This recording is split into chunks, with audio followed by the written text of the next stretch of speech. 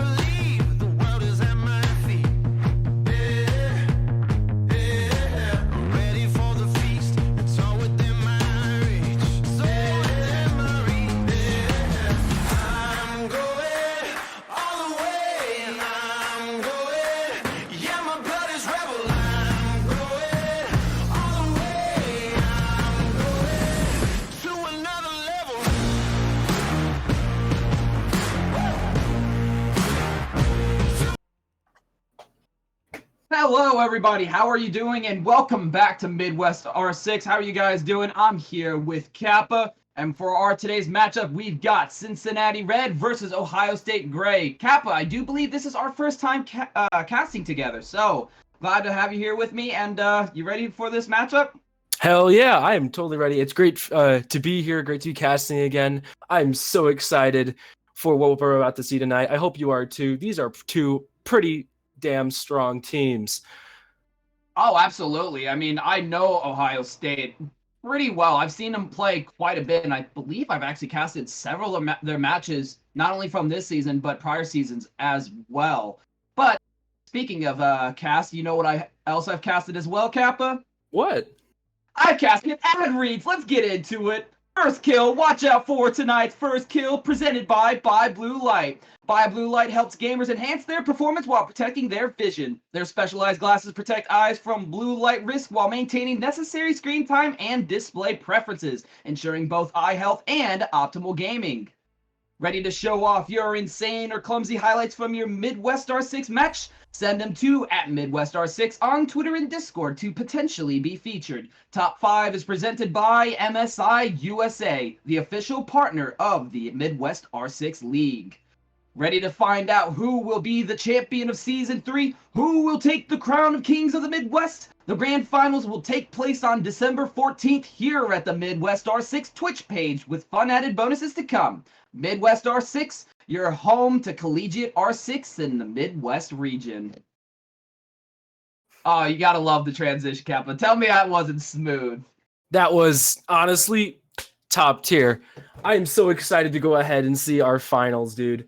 Oh yeah, it's gonna be a good one. Absolutely. But what you were saying? Sorry. No, I was gonna say I've been watching all this time, so it's gonna be really great to see our finalists play, and just gonna be a great game. But let's focus on this game, yeah.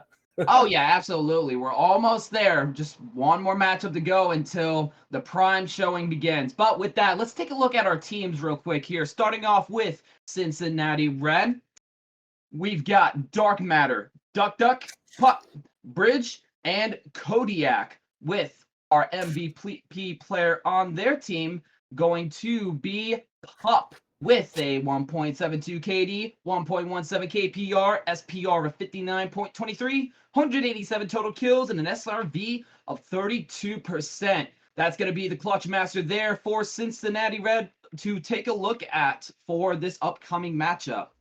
And for their quote, they say from Dark Matter, we faced the OSU guys before, so we feel pretty confident going into this match. However, we're not going to underestimate them due to our previous win. And how about let's take a look at the opposing team now's lineup. Ohio State Gray. We're looking at Toaster, Mamba. Is that Netflix, Ibala, and Z Jock? I don't know much about these guys in terms of tags, but they are looking great. Let's take a look at that MVP.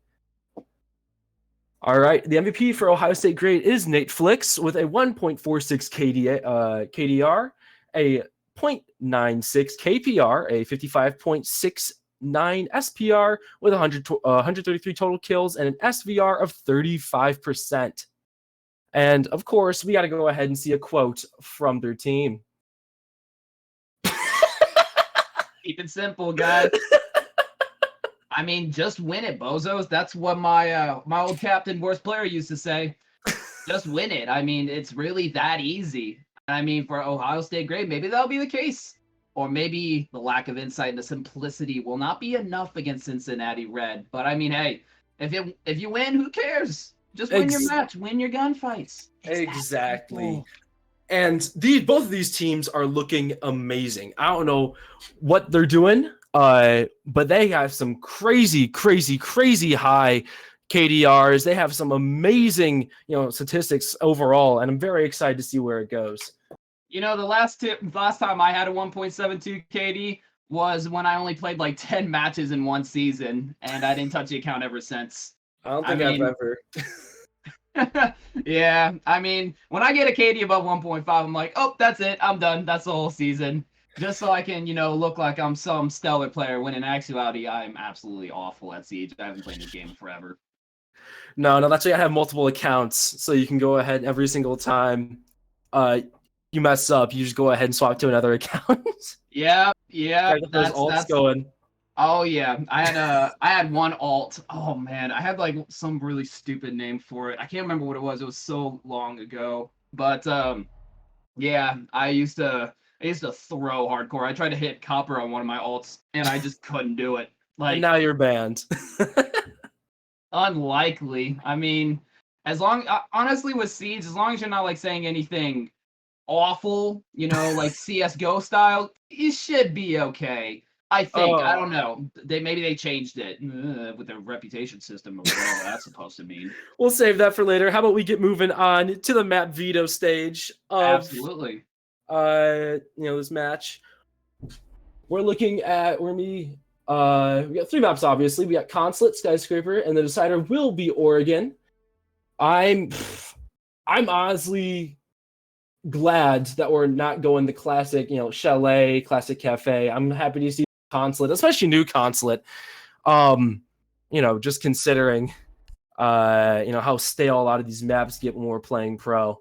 Oh yeah, and Consulate's definitely going to be an interesting pick for Cincinnati, since one of the things that I've been learning about that map as I've been doing my research is that unlike in the last before the rework for Consulate, you really can't gauge information like you can before. You can't just put a drone in spiral stairs and see all the way down, circle desk, see all the way throughout the stairs. That information just isn't there anymore, which means more hiding spots, which means that active intel is pretty much a high priority, because it's going to be impossible to consistently hold drones. And even if you do, by the time you get back on that drone, that roamer's already gone and where they need to go. So, I mean, cutoff drones aren't even that powerful on a map like this. Exactly. And, especially, all these other maps currently, people have played for so long. So I'm so excited to go ahead and get some, fresh perspective, especially within, the pro scene. And maybe we'll see some teams special setups and whatnot. It's always good to go ahead and see, new blood, new ideas, new things coming into older maps too. Oh yeah, absolutely. One of the things that I've noticed about that map as well is now they're kind of going for this approach in higher level competitive of just opening the whole map up. When you've got so many nooks, crannies, corners to hide, and cutoff drones can't really see as much due to the zigzag nature of the layout for Consulate, it makes for a particular nightmare to execute because you got to push through a funnel, and all it takes is one defender in some random, impossible to know within the short time frame spot, and all of a sudden you got 3 teammates gone. So I mean, I'm not sure what the information is on the attacker defender bias for Consulate, but I have a sneaking suspicion that it's going to be extremely defender sided. I'm probably thinking, probably like 60-40. Honestly, like some serious attacker defender differentials just because of that zigzag nature. Intel or passive intel is just not gonna be powerful. Zero, cutoff drones, they're not gonna be that good. It's gonna be your Jackal, Right. the Kebby, Lion, your Nomads, your Gridlocks. Those are gonna be paying off in dividends. Otherwise, you're gonna have to go through that same zigzag where a lurking attacker can cut you off just to get back to attackers. So Right. That's my thoughts. But I mean, what do you think about Consulate? I mean, it's still Honestly, kind of a newish map. I mean, okay, compared to previous or old Consulate, I think it's leaps and bounds better. And I think as an overall new map, I think it is a great transition from a map that definitely needed an update. But speaking of new maps, right? I know we were talking about this earlier, just you and me, but Layer just came out. Considering that we're now on the new season, I think it just came out. Maybe was it yesterday, 2 days ago, something like that. Like we are currently sitting fresh, with this new season. And I've been playing Layer. I think I assume you've been playing Layer too. Actually, no, but you're talking about with the new operator that can freeze off utility, right? I'm just talking overall. I'm talking, if we're talking new maps, we're talking Layer, we're talking the new operator. Everything in between. And since we're just talking about maps right now, we can probably move up. We can probably talk about the new operator later. What is your what is your incoming thoughts when it comes to this new map that is just ridiculous? I guess is the best way to put it. Honestly, I feel like it's hard to say. It's so different with the way you access it. It almost gives me what's that one map called? It's like Bravo or something like that. That Stadium map Bravo. Yeah. Stadium Bravo. It kind of reminds me of Stadium Bravo, how you have these really unique means of entry, but also kind of gives me that Villa vibe, right? Like how you can enter from basement, from those kind of tunnel ways, the barrel you can break open. It's definitely a very unique map as far as its entries, and I feel like initial entry on a map like that might actually be a unique part of playing it, just because it takes so long to get there, and I mean, it doesn't look like there's as many ways to re-engage entering as other maps, because usually you can just full circle the building and do whatever you got to do, play from the roof, first floor, second floor, windows, balcony. It doesn't seem like that option is quite there to the fullest extent for that map, and that really makes me question what is initial entry going to look like. But then again, I haven't seen too much, so I'm not 100% sure. Right, and I definitely think that Ubisoft's design choices have changed throughout, especially recently with Nighthaven Labs. You can obviously see the influence of Nighthaven on Layer, and I think, I mean, I know a lot of people are complaining about it because they can't really understand the layout, or it's like it feels way too cramped and confusing. And I think the best thing to go ahead and put into mind is that there's basically five rooms on the top floor, and one giant hallway that just goes all the way around, right? And if you can go ahead and really get that in your mind and really, get off of the current or get off the kick that you are going to have to, get out like search certain portions of the map. You can't like really chunk that map. You kind of just have to go full frontal assault it and really pinpoint, where the defenders are and where they could be missing. And I think that's definitely something different compared to a lot of previous maps. Take let's take Canal, which is has this one giant layer type thing that if you can get top floor control, you can just go down from there, right? Layer, you can't exactly do that. Yes, there's different floors of control, but everything's so clustered up that it is impossible to go ahead and get to go ahead and do that full as roam clear. Mm-hmm. Interesting. Now, a question for you, because this is going to affect whether or not I bother to touch that map. Some people who've known me for a longer time would know exactly where I'm going with this. How similar would you say this map or layer is to Coastline? And I just need to know this for my own security and my own well-being. Let's take Coastline. Let's put something in the middle right there. And it's kind of that same thing. Take the little middle circle out and we're all good. you got to put like a few rooms in there. Don't look at me like that. No, I can't play layer. I can't do it. Okay. Anything that gives me that kind of Coastline vibe, I'm done with. I don't know how unpopular of a take that is. I hate Coastline so much. All right. Much. All right, let's put layer away for a little bit here. Yeah. And let's talk about something a little bit more important, especially to this stream. Yeah. But with that being said, like you said, moving on, let's talk about the registration for the fall semester, as the openings are now, Spring semester. The spring semester. Give me a break. I've dropped out of college for a year now. But yeah, the registrations are now available for all who are interested in playing for the spring semester. There's a QR code. You can also go to the Discord. There should be forms and applications to do just that if you are interested in getting your collegiate team registered. The openings are now available, so take your slots. Whew. Yeah. We got a whole other season to go through, don't we, friend? Oh my gosh, yeah, telling me this fall semester felt like it never ended. I mean, for me, I just worked a job. I mean, it was simple. It's easy for me, but you guys, yeah, for all those college students, we wish you luck. Oh yeah, it's okay. I'll probably go back to school anyway. We got any UMSL viewers in here? Might be coming to you. I might be supporting you, but we'll see whether that actually remains to be the case, as I still got a lot of work to do. But either way, I mean, yeah, I kind of miss playing for Midwest R6. It'd be nice to kind of come back under a different coat of red. Oh, me too, man. I'm currently not playing for my team right now, so I'm very excited for when I can come back and get some Rainbow Six going.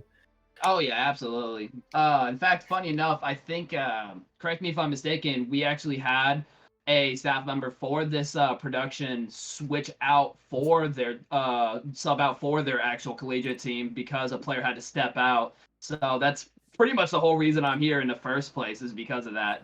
Yeah. So I'm not exactly sure who he is replacing. Just got news that he replaced Pup. So we're going to be looking at a player known as Penguin to be replacing his spot. So, good luck for him. We'll go ahead and definitely see him once everyone gets in the game. That's what we're currently doing right now. Everyone's setting up the game right now. We're getting right into it. We're going straight on to Consulate, so that's going to be nice and fun. I think we just got to wait for one more player, and we'll be all nice and set to get the show on the road.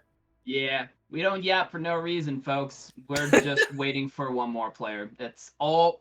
Always remember that, ladies and gentlemen. If you feel like the casters are going on talking about stuff for too long, 99% of the time it's because we're still waiting for players. But we'll keep that secret between you guys and us. All right. Keep that a little. No one clip it. No one clip it. Yeah, chat. Don't clip that. Don't clip that. That's a dirty secret. Either way, I think we're getting started, right? Oh yeah, I think we are. Let's see. Once those teams are readied up, we will be getting into the match. But yeah, I definitely want to see how OSU Gray plays, because like I said, I've seen them play before, and they're really good. They play extremely well. Though Cincinnati Red, I've heard good things about them, but they're not quite on my radar. But I know OSU Gray can be very gun heavy at times and be a Right. bit be really aggressive. But I mean, what can you tell us more about Cincinnati Red as we get into this matchup? It's that team I don't know much about. Maybe you know. No, I have no clue. They're all new to me, I guess. But this will be their map, so we'll definitely go ahead and see all of their strengths on show as soon as everything gets moving along here. Yeah, I mean, that's really just what it comes down to. And I think the biggest determiner for this map is gonna be how the defense positions themselves, right? If they're kind of announcing themselves, giving away their positions, I think whatever team does that on defense is gonna be the losing team.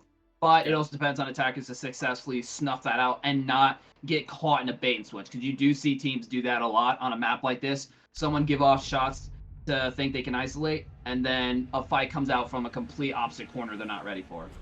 With that being said, on to the match of Consulate. Get this party started. You'll put some bets on the bands, my friend? Okay.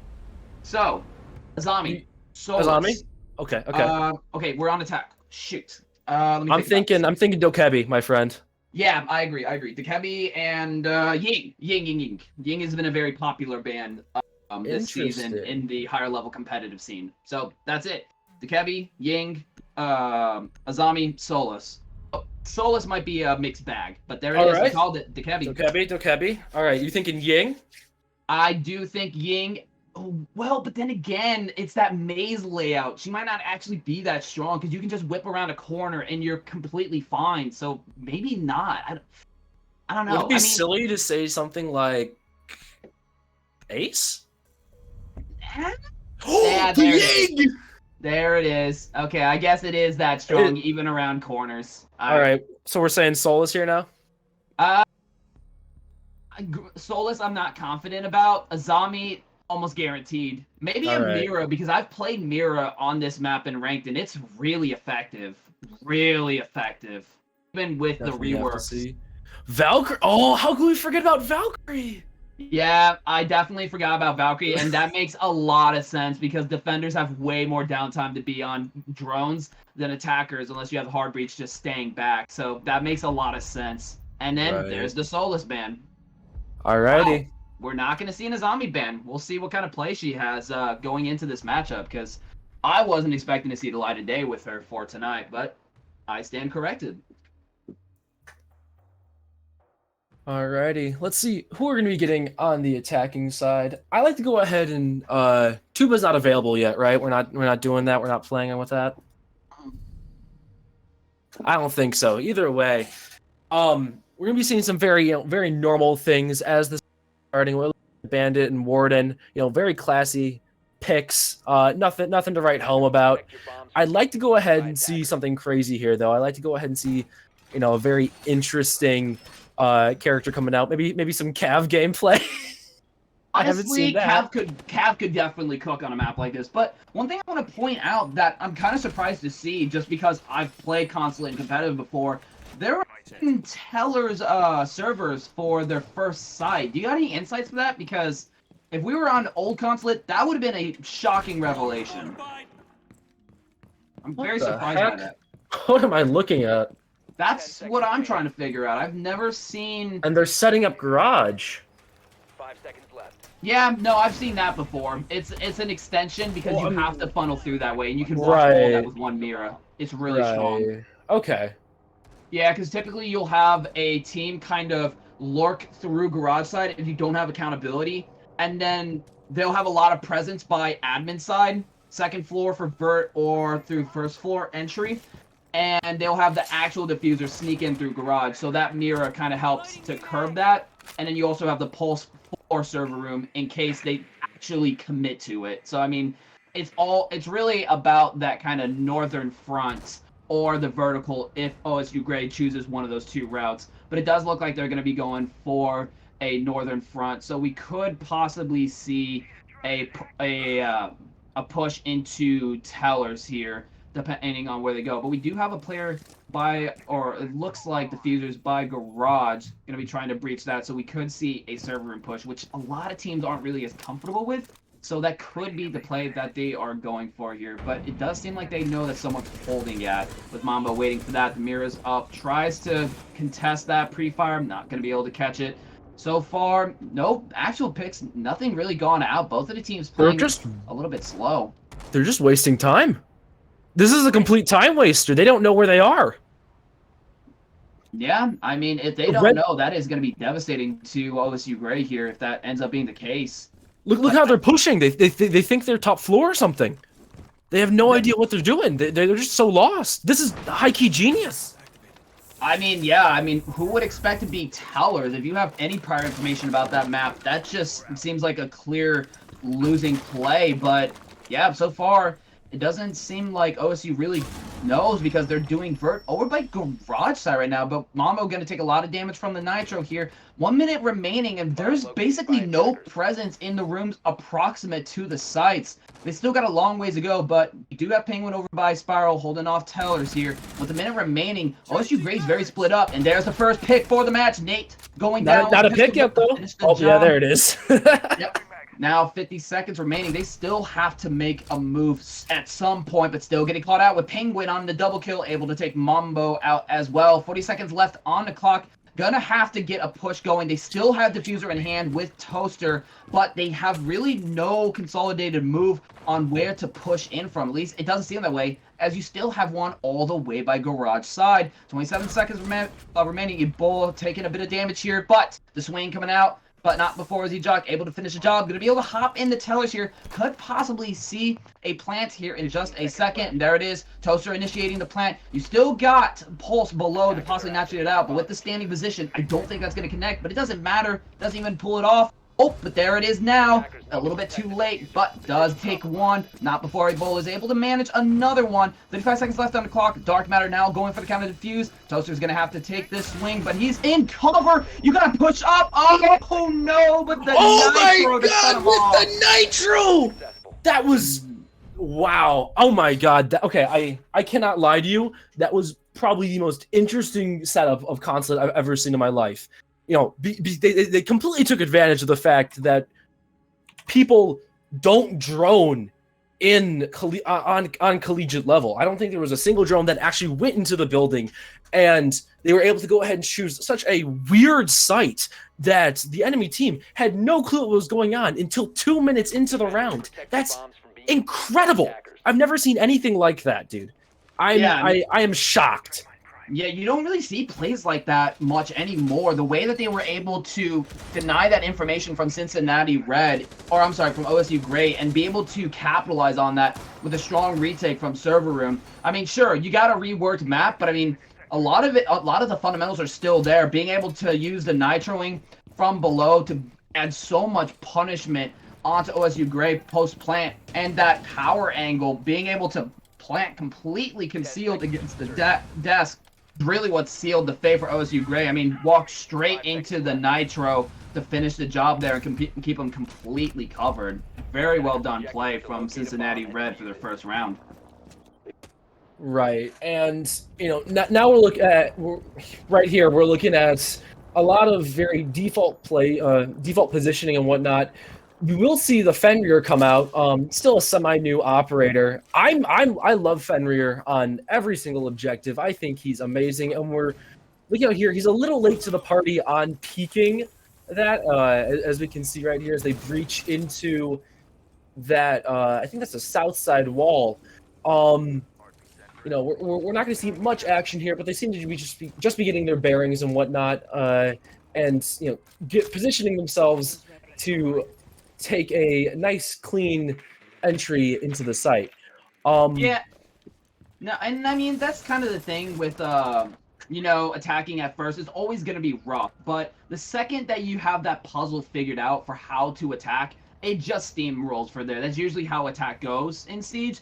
And I mean, you got to give props to OSU, though. They were very close in taking that round, just barely not able to finish the job there. Oh, and we might see a potential nitro from Bridge there. I was Spotting gonna one. say that, but I realized that's a hard wall. Unfortunate. See, me personally, I would have nitroed that because I don't know this map. I would absolutely fumble the bag there. But that's why I don't play Pulse anymore, because I don't really remember this stuff anymore.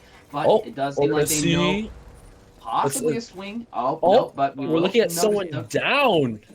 Yep, that's going to be Duck possibly off the board, but still down but not out. Oh, but there's a swing from Ridge trying to take on Ebola, holding down the stairs, but it's not going to pay off there. Duck's still down, but they could possibly be able to pull off the res if they're able to push past this window, but I think OSU Gray knows that Duck's down. Dark Matter not going to go for the res here. I think that might just seal the deal for Duck being out of the fight for good, but there was a player bottom yellow early. Double kill coming from Dark Matter. Let's get you. Oh, I totally interrupted you. Oh, you're totally good. This is a very intense round. 45 seconds remaining, and we've already seen multiple picks out. Oh, but the corner shot from Ebola. Take another. Nate gonna be able to finish, or Duck finally going out, unable to be revived by Cincinnati Red. Now a 2v3, as they do have site access here. They will be able to get the plant down to swing to try to contest, but Ebola not taking any of that. Able to take Codlock out, but not before Penguin getting a very nice shot onto Ebola there. Toaster going to be able to get the plant down. Not able to get any additional damages out here. It's going to have to push out from Secretary eventually, but there is a player tuck. But they do have pings. They know exactly where the players are coming from. At least Penguin does. But now it's just a matter of getting that execute. Not going to have a good angle to contest this other than taking that pick, as that rappel is now covered. But with 23 seconds left on the clock, one player on the rappel. Gonna have to fight this angle somehow if he can manage it, or bait out the fuse. Is going to try to go for it, but I think Toaster knows he's trying to bait it. Tries to go for the window peek, but doesn't get it as he plays it so patiently. Now Penguin's going to have to stick where Toaster can finish the job, no problem. OSU Gray finally figuring out the puzzle after a close first round. That was, again, a very impressive defense, a very impressive comeback from Cincinnati, and they almost had it there, but unfortunately just couldn't pull it off right at the end. Or not Cincinnati, I meant OSU. Oh, what's wrong with me today? No, Cincinnati. What is wrong with me? I'm all mixed up right now.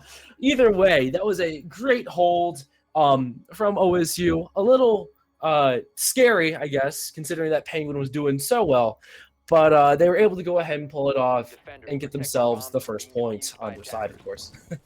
Yeah, I mean, that was potentially becoming a very close round for Cincinnati Red, but it's that rappel every time. And the fact that they were able to get it tucked, that was just game over for Cincinnati Red to be able to retake that. Such a difficult angle, really contest, especially when you only have one player on the board post-plant when such a position is available. I mean, there's really not a lot you can do. There's a reason why I say that no matter what the player advantage is for defense, if attackers get that plant down, it instantly is unfavorable for the defense. And I mean, statistically, I do believe that is the case. Once that plant goes down, most of the time, unless you have a really rough execute and post-plant, usually the attackers win that out. I mean, it's just, it's now the defense attacking when you think about it mechanically. Right, and it's the defense attacking a room that they have maybe 40 seconds to get onto compared to the attack's 3 minutes. So as soon as that plant goes down, you've lost half the battle. Like you're already in a downward spiral. Pretty much, unless you're like set up for a retake. But I mean, that really just comes down to the composition that you bring to the board and the composition that the attackers bring in response. Because sometimes they can just force that plant early enough to the point that it doesn't even matter what retake utility you have. But we're going to be able to spot one over by the desk. We're going to start to see the creep up. Oh, some serious damage trade! on both ends. Very close. They have the same HP. That's it. Yeah, pretty much. I mean, almost the exact same HP there. I wasn't expecting Castle to be able to whip out that much damage onto Mamba there, but still able to do that. Nate gonna be able to cross, starting to push up onto reception. BP's gonna point him out, not before Penguin able to swing just tight enough to take Mamba, not get caught. Bridge with the Nitro out onto Nate as well, completely shutting down that front over by Desk. 1 minute 35 seconds remaining, and they still have to get establishment of vertical control, which right now they have to get that vertical going. I mean, there was a player hiding. They got to get rid of Duck Duck. Oh, Duck, yeah. Duck, they don't know that he's there. That drone just went right past him. Oh, he gets no. a single kill. Does he get the double? Yep. First kill's down, but he's not able to go ahead and pick up that second kill. That was so smart. And another person goes down. I don't know who that was. I think that was Ash onto. No, that would have been yeah. That's Ash onto Duck Duck, obviously. Yeah, no, that was I believe that was Toaster. Oh, but the Nitro from Kodiak to finish the job. I mean, not even able to fully establish vertical control, punishing whatever the vert they had when it was far too late. He has to Cincinnati be Red. cheating. That was, I mean, hey, it's the soul read. You know that someone just died over there? Why not? Yo, All that time even further, give him a little bit of a rattle. But instead of a rattle, just an outright pick. mods, pull his logs. Get up on the board really quick. We need to see it.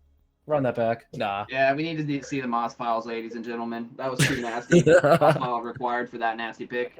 All picks from here on out, I'm calling it, now have to be Moss verified before they can be published. Don't take my word for it. That is not a requirement to post your clips, which you should definitely do, as they do get highlighted in Discord and on Twitter, as we've mentioned before. But, you know, yeah, I mean, just something to think about.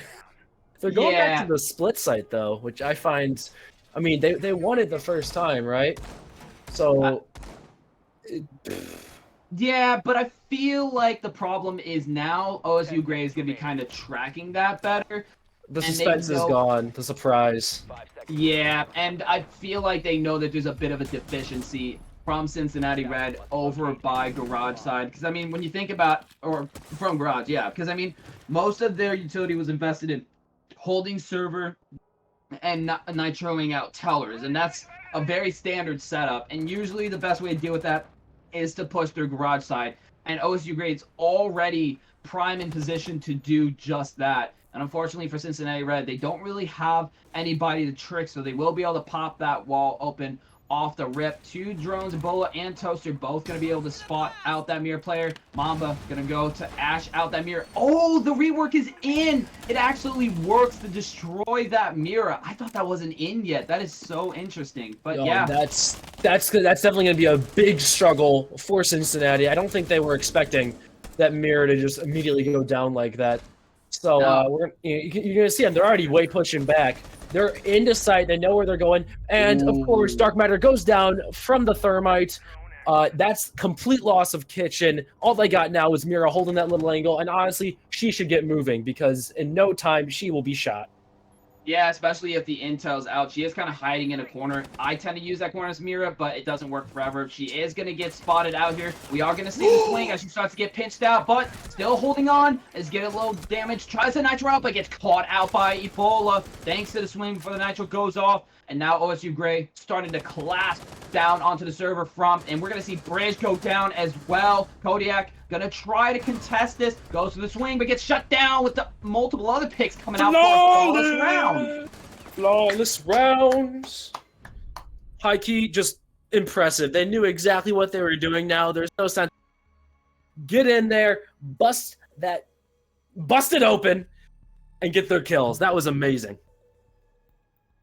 Honestly, Oh, Sorry. you're good. You're good. I mean, that was a textbook example of how to deal with that Nitro Teller play.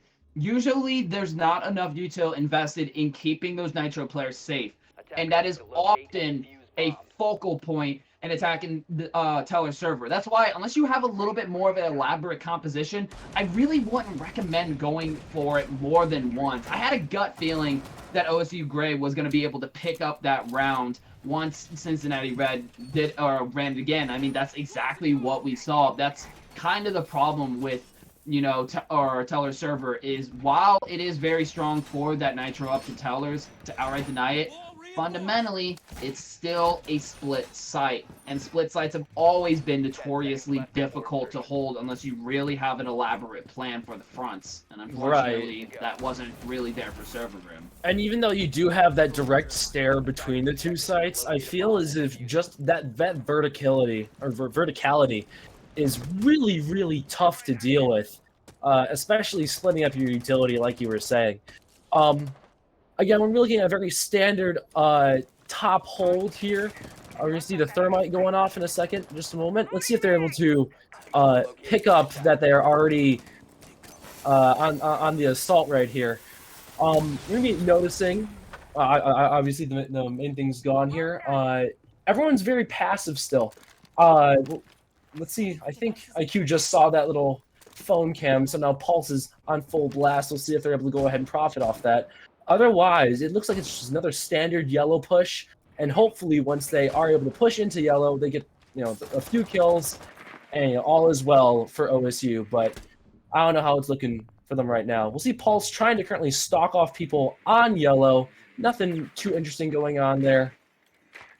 Yeah, and I mean, so far they have a lot of information onto Bridge. I'm surprised OSU Gray hasn't really kind of went for this, because I mean, if you're gonna play aggressive, that's your target right there, is Bridge, because if you are going for an execute and you have someone to displace a position that you needed covered for the execute, that can be seriously detrimental. But we haven't even seen really much of that, and we're already a minute 35 seconds, and it looks like OSU Gray might potentially ignore that, which could be a critical mistake. We've seen the sheer amount of damage that Cincinnati Red can do with those nitros. I mean, we've already seen, I believe, 3+ kills with nitros thus far, and that is really... Oh, the pre-fire from Dark Matter. Did he even know that Mamba was going to be there? But regardless, he still took it either way. Going to see a lot of damage onto Nate, but still able to pick up Penguin. Looked for another, but Bridge will be there to pick him up. With Nitro still in hand, still below, Dark Matter going to be able to take another, but not before the refrag from Toaster to shut him down. Now down to a 3v2 with Cincinnati Red. A person advantage here, but at any moment, OSU Gray can possibly turn this around. They just need to get a critical pick here, but not going to be able to connect as Duck shuts that down for a headshot. Now all up to Z-Jock, and as there's still a player below, this could spell trouble in trying to get some kind of execute going. Fenrir going to block the line of vision, able to grab the fuser, going to have to repeat, and there's the Nitro we were talking about, folks. Able to shut him out before he even gets a chance to take some control further into second floor. And that was pre-placed, I think. That's scary. The fact that he just ran over it perfectly is ridiculous. And just overall, they were trying their best. They got a nice start, OSU, but I mean, from there kind of just fell apart one after another. You can't be pushing that multi-held angle and just walking into those bullets. You can't be going one after another, and I think that was truly their big downfall when it comes to when it came to that round. I mean, that's kind of what makes second floor consulate so difficult, is running into those lines of sights. And I mean, without really that information and how maze-like this map can be, it's really hard to avoid that problem without near perfect information, which is what you have to maintain, as there's a lot of options to rotate out. I mean, look at how they're setting up first floor now. I mean, you have those lines of sights, once again, crossing multiple rooms. And I mean, you could rotate to any one of those spaces, even with perfect information, not even a few seconds later. It's that fact that makes this so tough to attack. But even despite that, OSU Gray almost in position to take a 3-3 split here. I mean, that's really good for a map that I speculate, once we have more statistics and information, or at least are able to validate it, will be a very defender-sided map. Right, and I think the biggest thing here is that they're holding their own against the map that they don't want. And this is an uncommon map for teams to want to play, I feel. I mean, for me, it's always Oregon. You know, it's always Oregon. It's always Clubhouse, or I don't know if Clubhouse is in the current rotation, but it's always Chalet. And exactly, it's those three maps that, you know, are constantly played because people are able to get, you know, teams are able to go ahead and play all the time in rank, so they know exactly what they're doing. Oh, we do have a leader. Oh no. I mean, it's already too late. I mean, we're a minute action phase. They're going to have to put up with that. But we will potentially see a rehost as a result. Very unfortunate there. But they are going to be able to get a lot of admin control here. Not a lot of presence from Cincinnati Red over in that position. Does seem like they're going to be opting to kind of hunker down there, which I wouldn't really have expected from Cincinnati Red, especially, you know, trying to hold out. But they are first floor, and that does help to stall out time a lot. Having to push through those castles, having more focused tunnels, that helps to prevent Cincinnati Red from getting shot from the back here. But we will be able to see Duck take out Z-Jock here, but we could see possibly Ebola able to take one over by the desk. Unfortunately, going to have to fall back there. 1 minute, 18 seconds. They still haven't established second floor control. Try to contest the headite holes. We're going to see Toaster take a lot of damage here. Nitro goes out, doesn't connect. Toaster able to take Duck.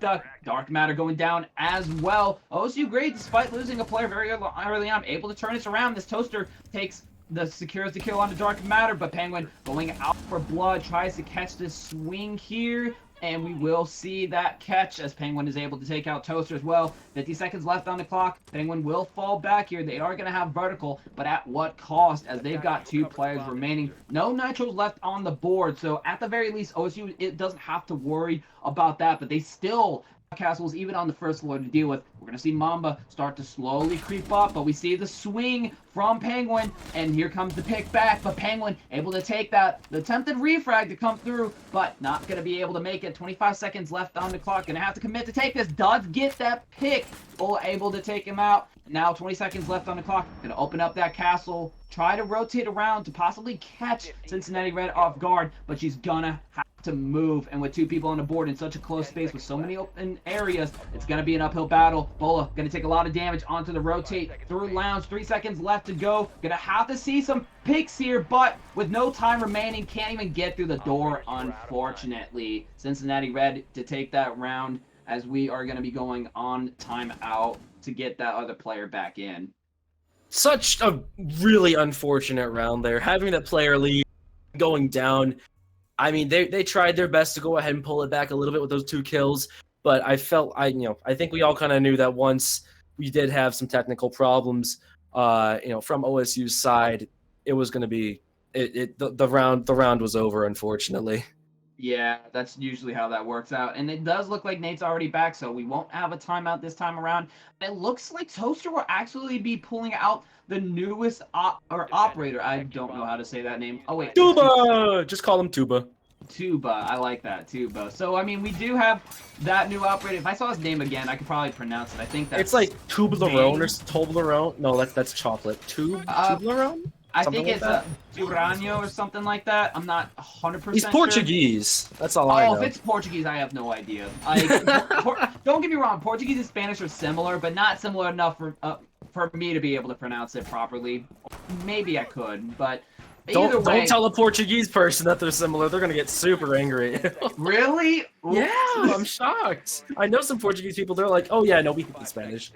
So it's like, yeah, all right. Yeah, I mean, like, it's kind of like, the love languages, right? It's like going from, French to Italian. Yeah, it kind of is. Really interesting blitz pick here.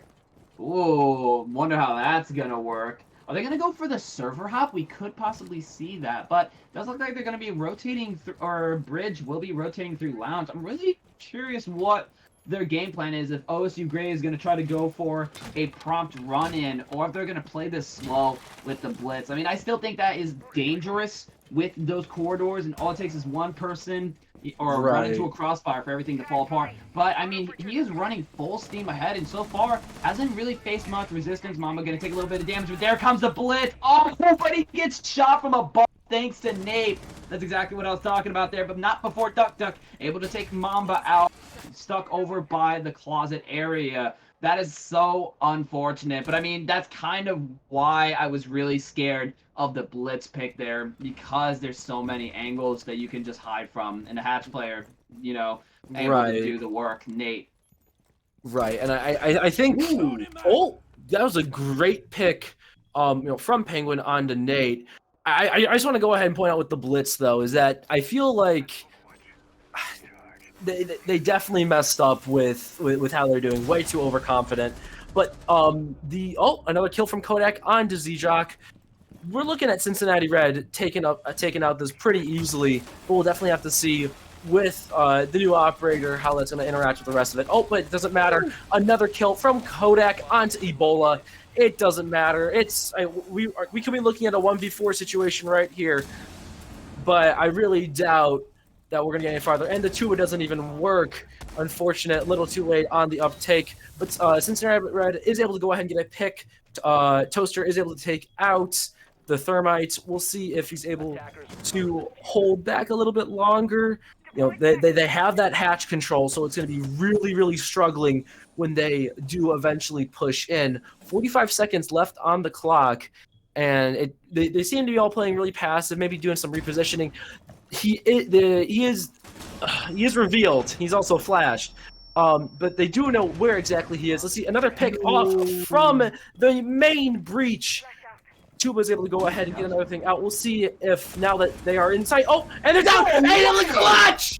Clutch a 1v4 situation, and here I was talking absolute garbage about Toaster. That was beautiful. I cannot believe that that Cincinnati Red gave that to OSU Gray. I mean, they had pretty much perfect information. They knew he was playing back. They knew that he really didn't have a way out because of the vertical. But every time they pushed out one at a time, just giving him the perfect lineup to punish as much as possible. I mean, when you have that kind of information, you just got to go in, go behind the pillar, and just plant. And that didn't happen. I don't even know really understand what happened there. I mean, ultimately, Cincinnati Red just kept giving one after another to Ebola to clutch that out. That's ridiculous. I don't know if that was an awesome clutch or a terrible throw, but it was beautiful either way. I am impressed with OSU's ability, and I'm shocked that they didn't. That Cincinnati didn't just push everywhere they could all at once to take out the one guy. We're gonna see Jaeger put all of his stuff in one position, like any good Jaeger does. And we're not going to see any interesting picks, except for that Grim. Maybe it's just because I haven't played Grim in a moment. I always thought Grim was absolute dog, but, I'll definitely... He is? He's so bad? I think. I mean, I've been seeing a lot of plays out of him, so, I mean, it's possible that they kind of fix him. I know, I think his Bs last longer. They did buff him, though. But regardless, I mean, yeah, Yeah, I mean, beautiful disaster, I guess, is a way to put it there for what happened last round. But we are going to see a bit of a push over from, I forget that room, Visa. I'm going to see the push from Visa side as they go towards second floor. But the one thing I want to point out that I didn't really mention is that vending shield, from what I've seen from casting, that shield is actually really ineffective. I mean, every time I've seen someone overswing on that shield and get knocked the heck out by attack. And I'm wondering if maybe OSU Gray will be able to hold that differently, or we could see a similar fate befall them as Cincinnati Red makes away from that direction. But I mean, I've just seen that shield fail so many times, which is so interesting. That's usually such a powerful position to be able to hold. But I think the big difference now is that you can't cook a nade anymore and throw it under, or even just try to trick it. Yeah, the Jaegers are there, but now you can't cook your nade and perfectly get the guy there. So a lot of those shields that were just people sitting on soft floors are going to be so much easier to hold, especially since they can't just get an instant nade kill. Yeah, but what I'm saying is that on that vending shield, the person on the shield tends to overswing it and get taken out, which makes me question what the dynamic of that shield is that prompts him to do that, get picked out. And that's what I'm talking about again. Ebola sustaining massive damage. Almost goes down, but not before we see a pick. 2 picks out, taking out two of Cincinnati Reds players, but not before the clap back from Bridge. Able to take Toaster out here. And I mean, that's what I'm talking about. It's that shield player. Every time that keeps going down, I don't know what it is about that vending shield, but it's so ineffective, and yet we keep seeing it. 50 seconds left on the clock here. We still have Bridge down below. We don't have much second floor presence from Cincinnati Red here, but they are going to be able to spot out Mamba holding by the exit stairs. Are we going to see a potential swing? There is a player by the bow, tries to catch him, but not before Zofia Penguin able to finish the job for a double kill. 30 seconds left. They're going to have to meet up and get this execute going. They are running out of time here. Bridge starting to move up towards Spiral. They are a bit split here, so one pick either way could spell disaster, but here is Z-Jock able to take one. That's going to be Bridge out. Now it's all up to Penguin, who the diffuser is still outside. How did that happen? Where's the Well, it's from the diffuser? rappel.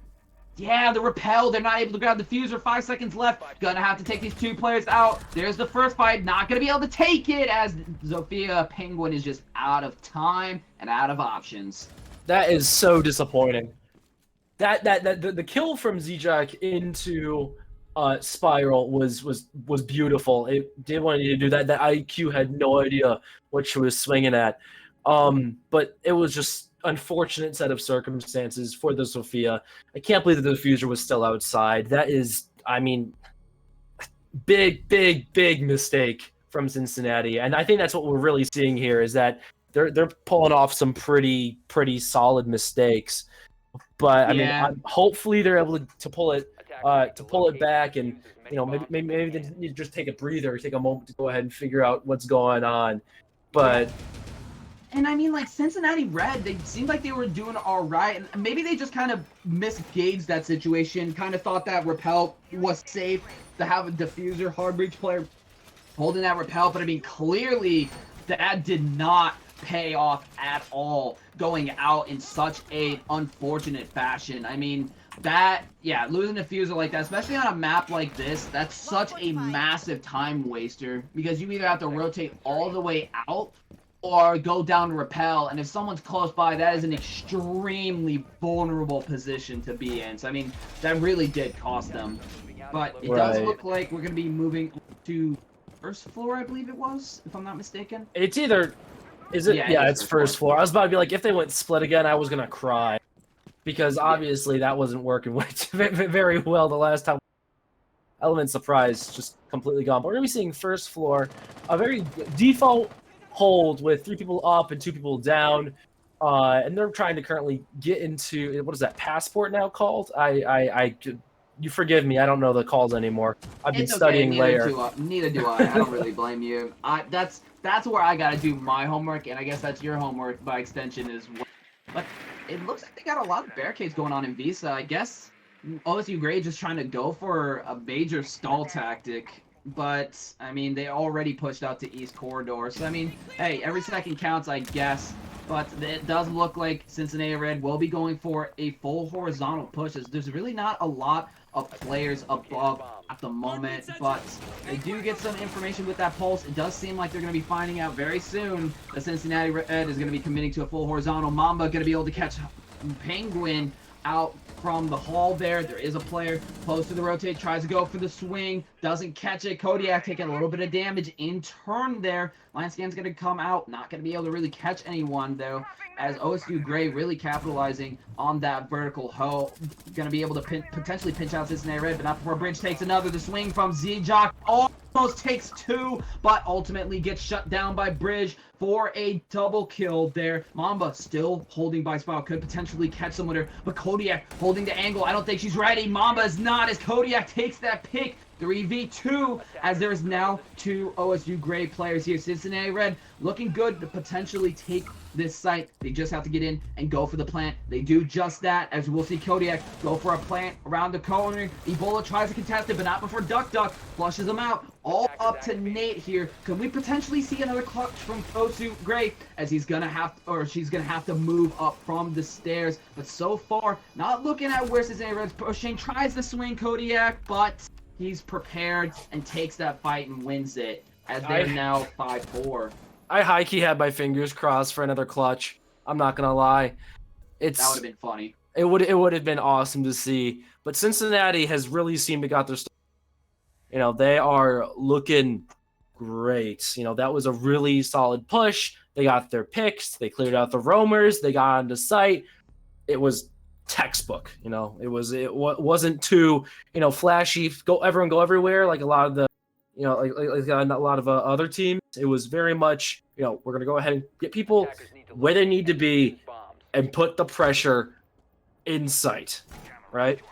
Yeah, no, I mean, Cincinnati Red really did a good job with that horizontal, and they played it exactly as they needed to as far as cutting out that vertical. I feel like, though, OSU Great had potential to turn it around if they kind of took a little bit more initiative from their spiral players to kind of contest that East Hall push from Cincinnati Red, but I felt like it came a little bit too late, as we saw with Kodiak able to cut out, you know, that player pushing, trying to contest that Hall as Lion. But with that being said, we are gonna see the move back onto basement. Toaster with the castle gonna try to hold off any outside pushes and fortify over by piano room. At least that's what I'm assuming that they're gonna be going for. I usually don't really see a castle over by, or placing panels over by piano, but I mean, what do you think of that? Is that what OSU Gray is really going for here, or are we seeing something a bit different? I think what they're doing is really changing the position of pressure that we see on this map. Really, I think the biggest thing that we're gonna that they are able to do is that because of how many castles are put down and because of how they are put down, they're going to have a lot more protection just from people roaming in from other sides. You can hold so far because you don't got to worry about your back being pinched, or you're going to hear people pushing in to the castles, right? And you can see that right here. He is completely safe from that side until they break in. You know, that's probably not the best explanation, but I think the thought process is, you know. But we will see Duck getting flushed out mid utility usage. Very unfortunate. But I mean, yeah, bad example aside, I mean, that is what it looks like they're going for. I can definitely see what you're going for there, but it doesn't look like it's really paying off all too much, as they already are getting that first floor and second floor control, although it does look like there might potentially be someone still above. But I mean, regardless, they've pretty much established the control they need to really put the squeeze on basement. I mean, we already see Toaster having to contest this vertical, and that's going to be a huge opening for Cincinnati Red when they go for that breach and decide to go in. We will see the contest, but it's not going to work. Kodiak able to take that vertical superiority. We're going to see Mamba start to creep up to yellow stairs, try to contest this vertical space, and is putting a lot of pressure on OSU Gray. They know that he's there, tries to take the fight anyway, not able to take it. Bridge to eliminate Mamba there as she starts to make her way down yellow stairs. 57 seconds left on the clock. The vertical pressure still unrelenting, as that's going to be Ebola having to fight that off. We will see him get spotted by Kodiak, but not before a little bit of retaliative damage onto her, but going to be able to keep her head on a swivel there. Ebola trying to push up the garage, tries to take a fight with Ash, no, but the whiff as Bridge takes the double kill. Smoke's now going down all to Z-Jock here, but Smoke's going to block up line of sight. Dark Matter now going for the plant, going to be forced to push up, but gets caught out by Bridge for a triple kill on the rotate. You can definitely see the confidence that Cincinnati has right now at this moment. They know what they're doing. They get their picks. They don't let anyone slow them down. I mean, Kaid had complete control of that situation, and they just kind of stonewalled them and you know and kept their eyes on the prize. I think that's the biggest thing. They got the top open. They got their picks, and it was over. Oh yeah, I feel like Cincinnati Red really got more than what they were bargaining for. I mean, they not only got second floor control, they got first floor control, and I mean, it was so early on that they were able to do, I mean, devastating damage against OSU Gray, because they were really banking on being able to hold that with the castles. But I mean, we saw Nate get eliminated so early on thanks to the early repel from Duck there, and that really was kind of the opening for Cincinnati Red to kind of top down, break down everything that OSU Gray had set up. Because I mean, that's what OSU Gray needed, was for second floor to hold on. But that just didn't happen with the early pick, and it crumbled at a pace that was way too fast for the anchors to compensate for. Right. I think they really need to go ahead and, I mean, you saw Mozzie just get slammed so fast, right? Like you were saying. And if they just had one other person watching the back, or just someone on cams maybe, they would have known exactly what was happening and been able to react a little differently. There was also a few whiffs from OSU, but that's just bound to happen when you play the game enough, right? But I think the biggest thing here that needs to be taken away is that Cincinnati are not messing around. They are out for blood, and they are willing to go ahead and put the pressure on and get the information that they need to, to kill their roamers and get people off site. Yeah, no, absolutely. I mean, it's that flush out that Cincinnati Red is doing so well, and OSU Gray just really doesn't know how to put up with it. Oh, but we do see Mamba get spot out by a drone. It does seem like Cincinnati Red's track, and Penguin knows that Mamba is there, but Toaster by the stairs as well. Possibly trying to follow up, but we will see Nate take Dark Matter. Penguin going to try to take initiative on his fight, but Mamba's already long and gone. Time wasted, and with a player down, not looking good. Mamba going to try to take the fight as he does get caught out from Spiral Stairs, pushes up on a bridge, who reloads, able to take that pick, or take the fight to her. Going to be able to retake that spiral space and that roaming presence. That's going to be a thorn on Cincinnati Red's side as they are 2 players down halfway into the round. They still have time to try to make something happen, but with those major player losses and Diffuser still all the way out by lobby, it's a major time loss and a personnel loss that I'm not really sure Cincinnati Red's going to be able to come back from. We will see the swing from Nate, trying to take some initiative. The botch Nate, a second nade to come out, but we will see the fallback from Nate. Not going to create pace as that Asami is back up again with no nades remaining.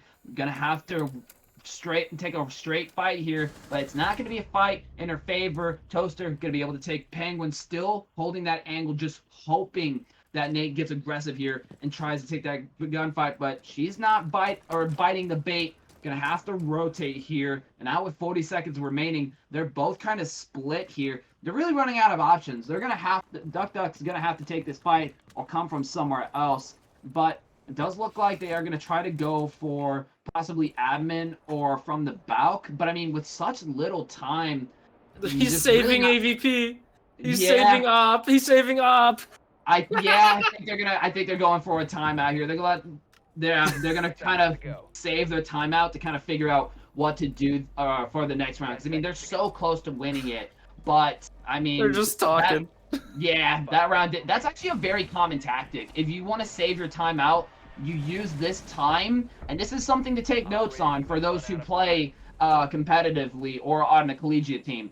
If you know a round is done for, like in that situation where they had nowhere to go, no space, and you're willing to take a guaranteed loss over a small chance of turning it around to kind of coordinate what you're going to do next without initiating a timeout, that's probably not a bad idea. But regardless, there's the timeout, and I mean, that compounded with, sitting outside waiting for the timer to run out, they've got a lot of time to work this out. And remember, statistically, when you call a timeout, you're going to be the one that wins it out. And I mean, considering how much time they have to formulate their plan to nip this in the butt before it goes to overtime, we could possibly see Cincinnati Red take their map here.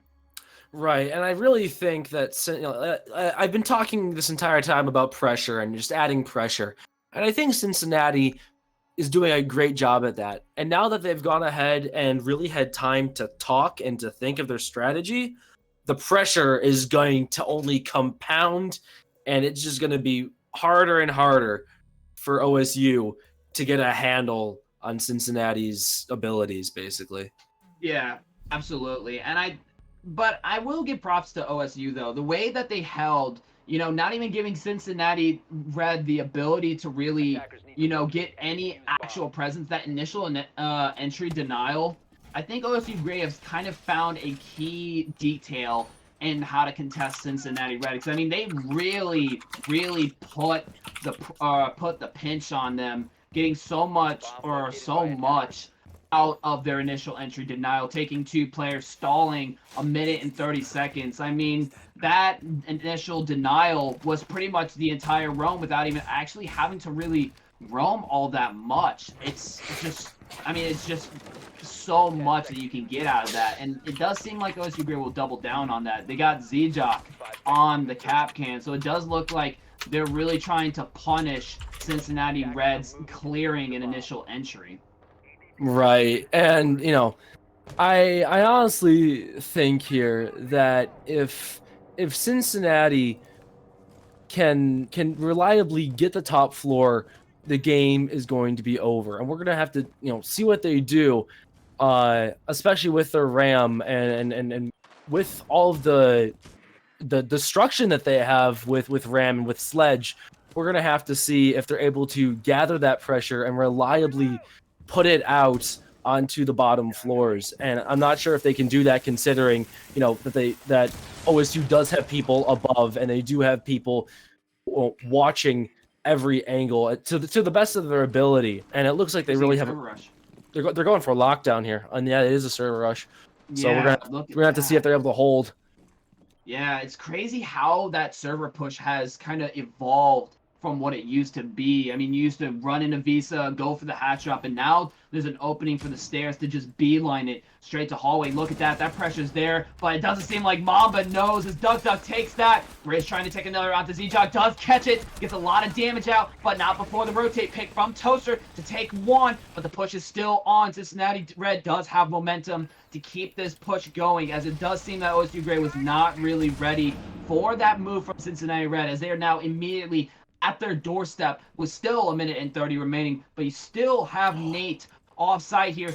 Gonna possibly catch a fight with Penguin here, but nothing quite yet, as it does look like it'll fall back. The stairs fight, Duck not able to catch Nate here, as it does look like we'll see that space recontested, but oh no, Nate doesn't know that Penguin's there, able to take that pick for the refrag. Now a 3v2, as it looks like that server push has really slowed down. They have the flank watch here, but they've fallen back all the way to server, as the rest of the presence from Cincinnati Red has kind of diminished. They're gonna have to push through here, and now that OSU Gray understands that this is where their angle, it's gonna make things a little bit tricky. But Cincinnati Red does have a rogue element there, and that's gonna be Penguin, who's still above. He could potentially get a lot of damage in to flush out OSU Gray from other angles, but otherwise it's gonna be tough for Cincinnati Red to make something happen here, as they got a lot of funnels to push through. Uncomfortable position. 25 seconds left. They do get the wall open, holding, waiting for the swing. Oh, there's the pick. Kodiak able to catch him. Now all to Ebola. The smoke goes down. Oh, and but Ebola is not able to flush it out. Oh, not this time. Wow. There it is. Such folks. a good game, though. That was so good. Both teams had their edge at one point. OSU really had a great comeback at one point. They had evened everything out, but Cincinnati really showed their prowess on their own map. I'm very, very just impressed at the performance that both of these teams, really put out there. And we got to see some really interesting new things happen too. I mean, let's we saw Tuba in play. We saw a blitz rush. Just a lot of really nice, interesting things that I always love to see when it comes to collegiate matches. Oh yeah, absolutely. I think all of those new mechanics coming into play is a great introduction into the new season. I mean, we've highlighted so many of those changes, like the Ash Charge, being able to take out that mirror, and those other changes alongside the new operator, like you mentioned. So many changes that we got to see coming into swing there. But it does look, but with that being said, I think we'll be going on a break real quick. So we're going to go into intermission, and after that, we'll be right back into match 2, which will be on, I believe it's Skyscraper. Let me double check that. What's our next map? I think yeah. Yeah, it is Skyscraper. So we'll be on that map next. But with that being said, we are going to go on intermission. So we will be right back, and we'll see you in just a second. See you guys.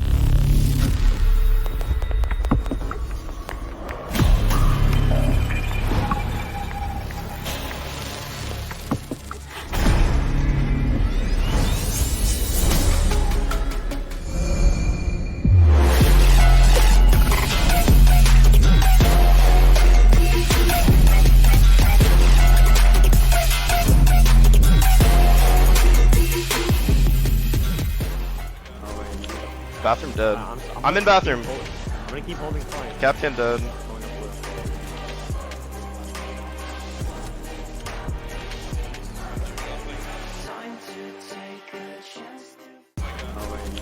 Bathroom dead.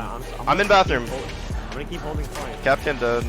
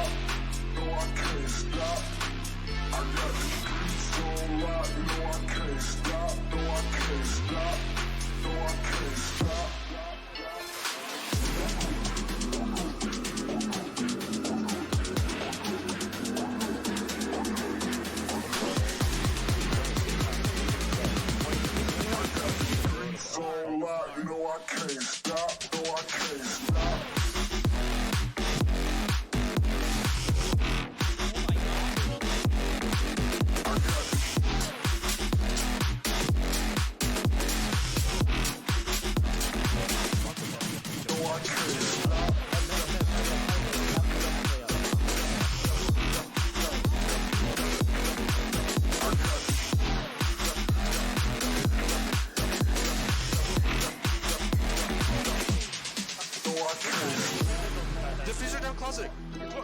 Show me. Kids are foul. You just. And they drop down randomly.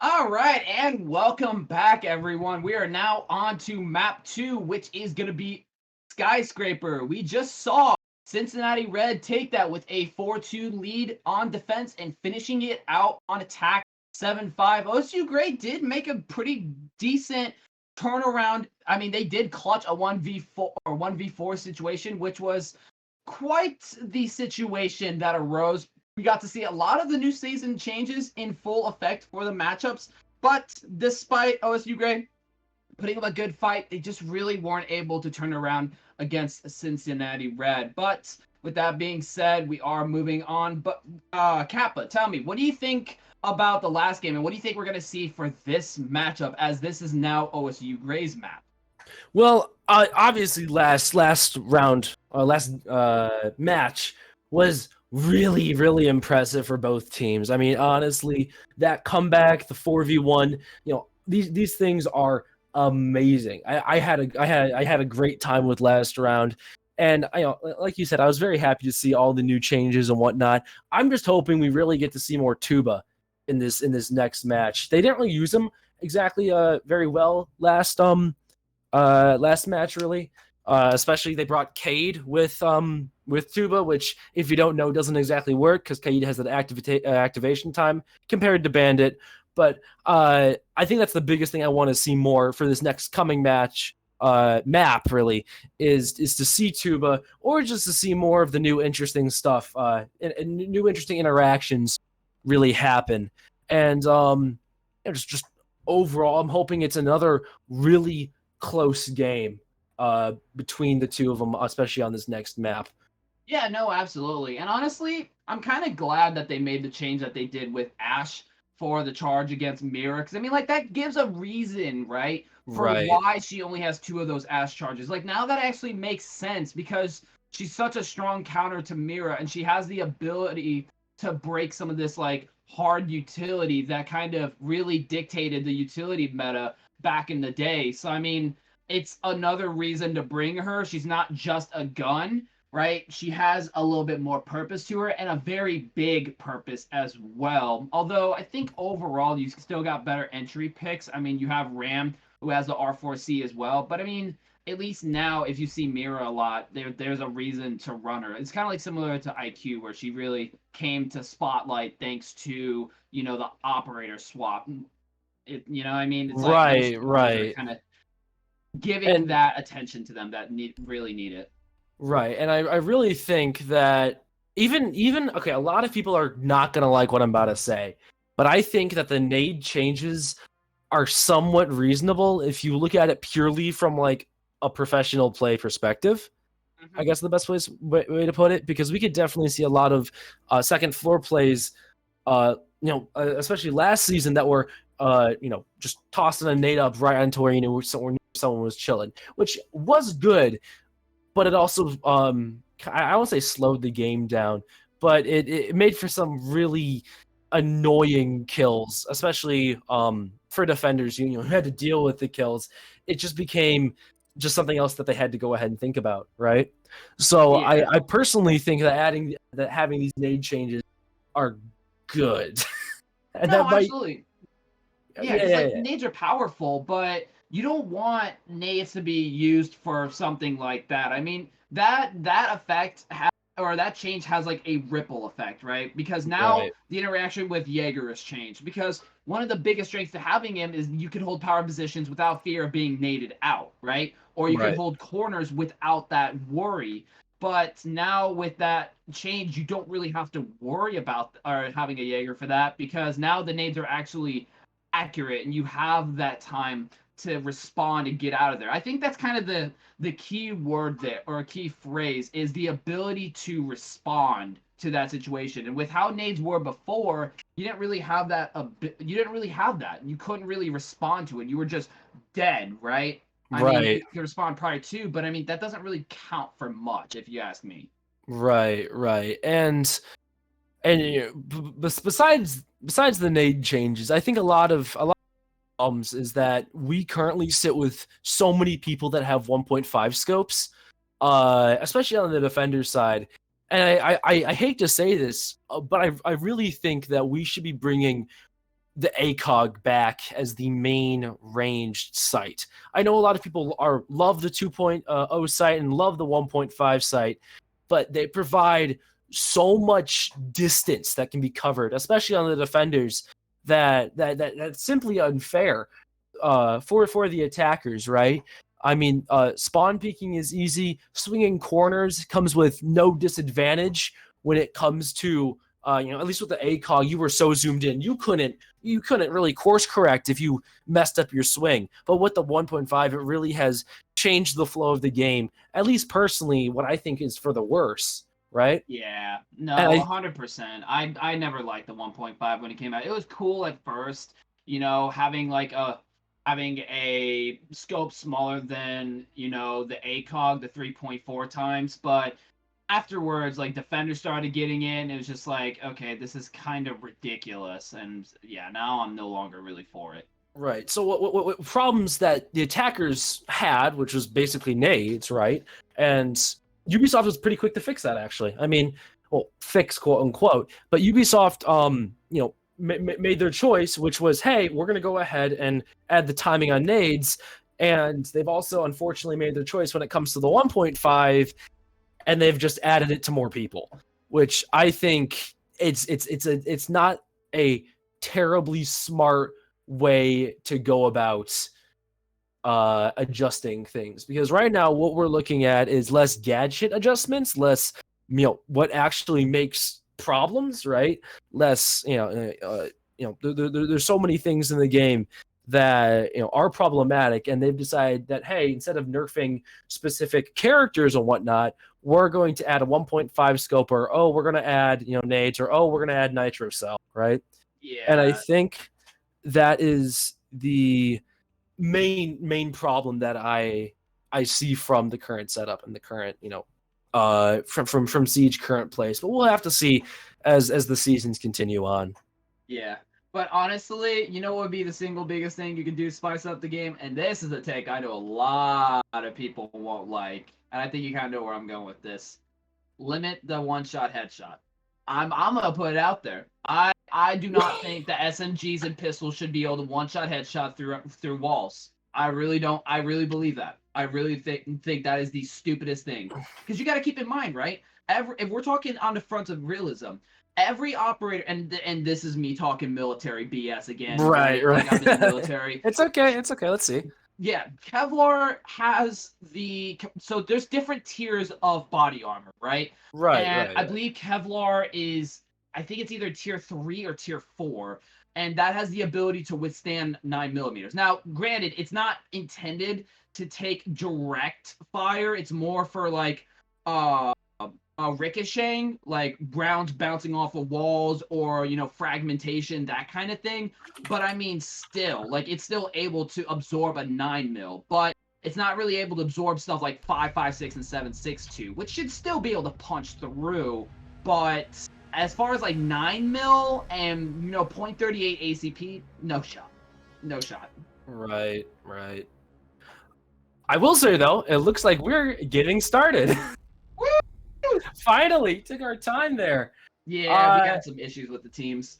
Happens. It always does happen. Let's get your quick ban prediction. Let's see. I think we're gonna see a Ying ban once again, Dekebi. I think we're gonna see a zombie ban and Thermite. Wow. Whoa. I think I'm already done Whoa, talking. whoa. It makes sense. Why are though. we banning Thermite? Think about it, right? Okay, I'm Geisha thinking. wall, the or that armor room wall. Both of those walls are walls that benefit greatly from being not just open by like an ace, but I mean fully popped open, like having the ability to swing off it, come straight in. Those are walls that can be very difficult, or rooms that can be very difficult to contest in a more confined space due to the sheer number of angles looking down on it. So having that space to better navigate it, I think, is really important. So the fact that Cincinnati Red is going to ban that Thermite is really bold, because that means they need to rack up these defense rounds, or otherwise OSU Green is going to sweep this, because that is their opportunity to really take those second floor sites. They're going to have to nail this. Right, and as we saw with those bans, everything else is pretty standard, so we're going to see if Thermite really can put in the work, if that Thermite ban really mattered, I guess is the best way to put it, right? Yeah, no, absolutely. From the pick phase, we're not looking at anything too unique here. We do have Thorn being played, but I don't think that's really problematic for anyone. She does have the 1.5, which, as we were talking about, I think is stupid to put on that character, but that's my own personal opinion. We're going to be seeing them playing, I believe that is Tea Room and Karaoke. Yep, Tea Room and Karaoke, not the other ones. I definitely know my maps. We're just going to see very basic default holds here. So nothing too crazy, nothing too interesting to note. Well, I mean, maybe not 100% standard. I mean, usually you do have roamers over by exhibition, but you don't really have, like reinforcements, a bandit, all of that to really hold off the extended clear, which is very, very standard operating procedure. See, there's that army terminology again for the attackers on this or on that site. And it does look like they are going to be going that way. So, I mean, that is a possible huge problem for OSU Gray to push through. I mean, they do have Toaster on the Thatcher, but I still think that is a lot, or that is a force that they're not really expecting to have to put up with here. Right. And, okay, let's see if Bandit's able to go ahead and trick this off. I assume he would be able to. Ace is a pretty easy trick. Just considering how tiny those canisters, or how weird shape those canisters are when they fully expand. So I don't think they're going to be able to get really into that main site. We're not seeing much confrontation from either side from either group really, and we're already a minute in. So we'll definitely have to see if more pressure is being able to be put out. But otherwise, a lot of very standard setups. We are seeing a little bit of fun. Oh, and Bandit does go down from the buck. Wall is now open. We'll see if they're able to go ahead and really profit off that, or if That's really unfortunate for Cincinnati Red. I mean, they put a whole operator invest into holding that off.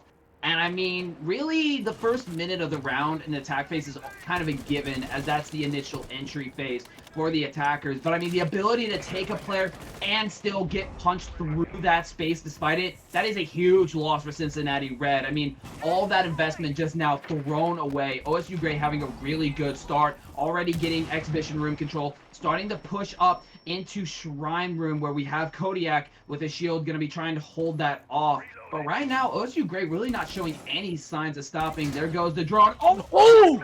Shot through the door! Eight just barely exposing himself.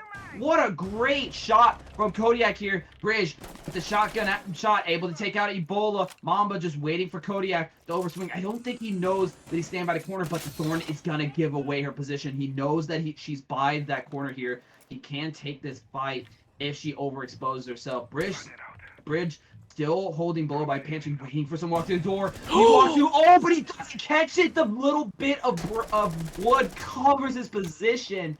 If he was just a little bit more to the left, they'd have been gone.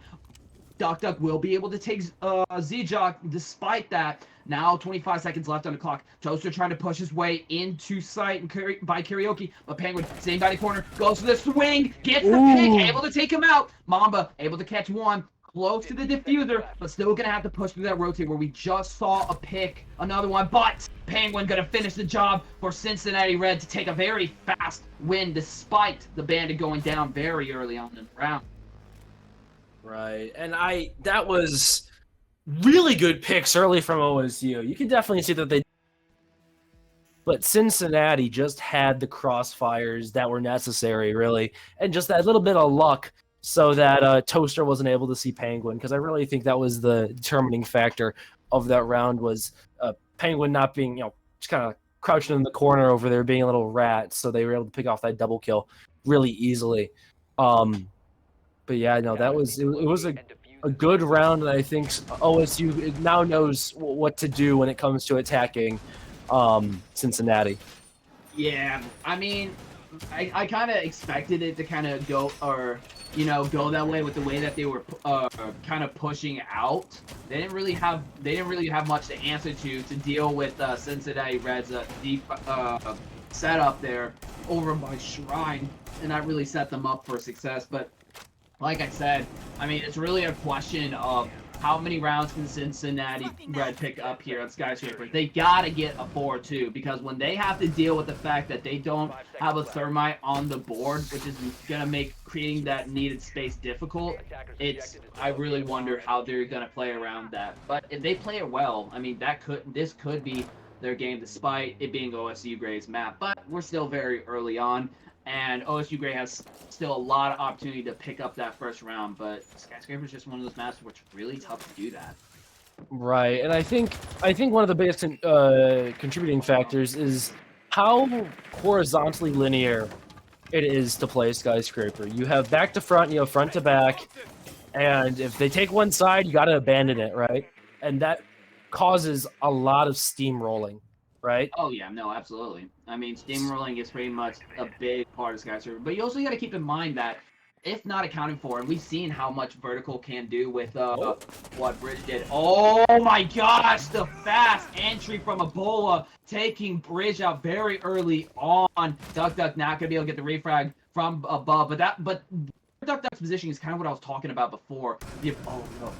Oh, not able to get any damage. I thought Duck would have been able I to thought take he it. was dead. Yeah. Yeah, that is scary. I mean, such a long angle. Mamba gonna get hit by that Goon Mine. Gonna have to back out there. Slow down just a little bit. I mean, getting that early pick is huge, but not before getting tricked. Thanks to Dark Matter. It's over.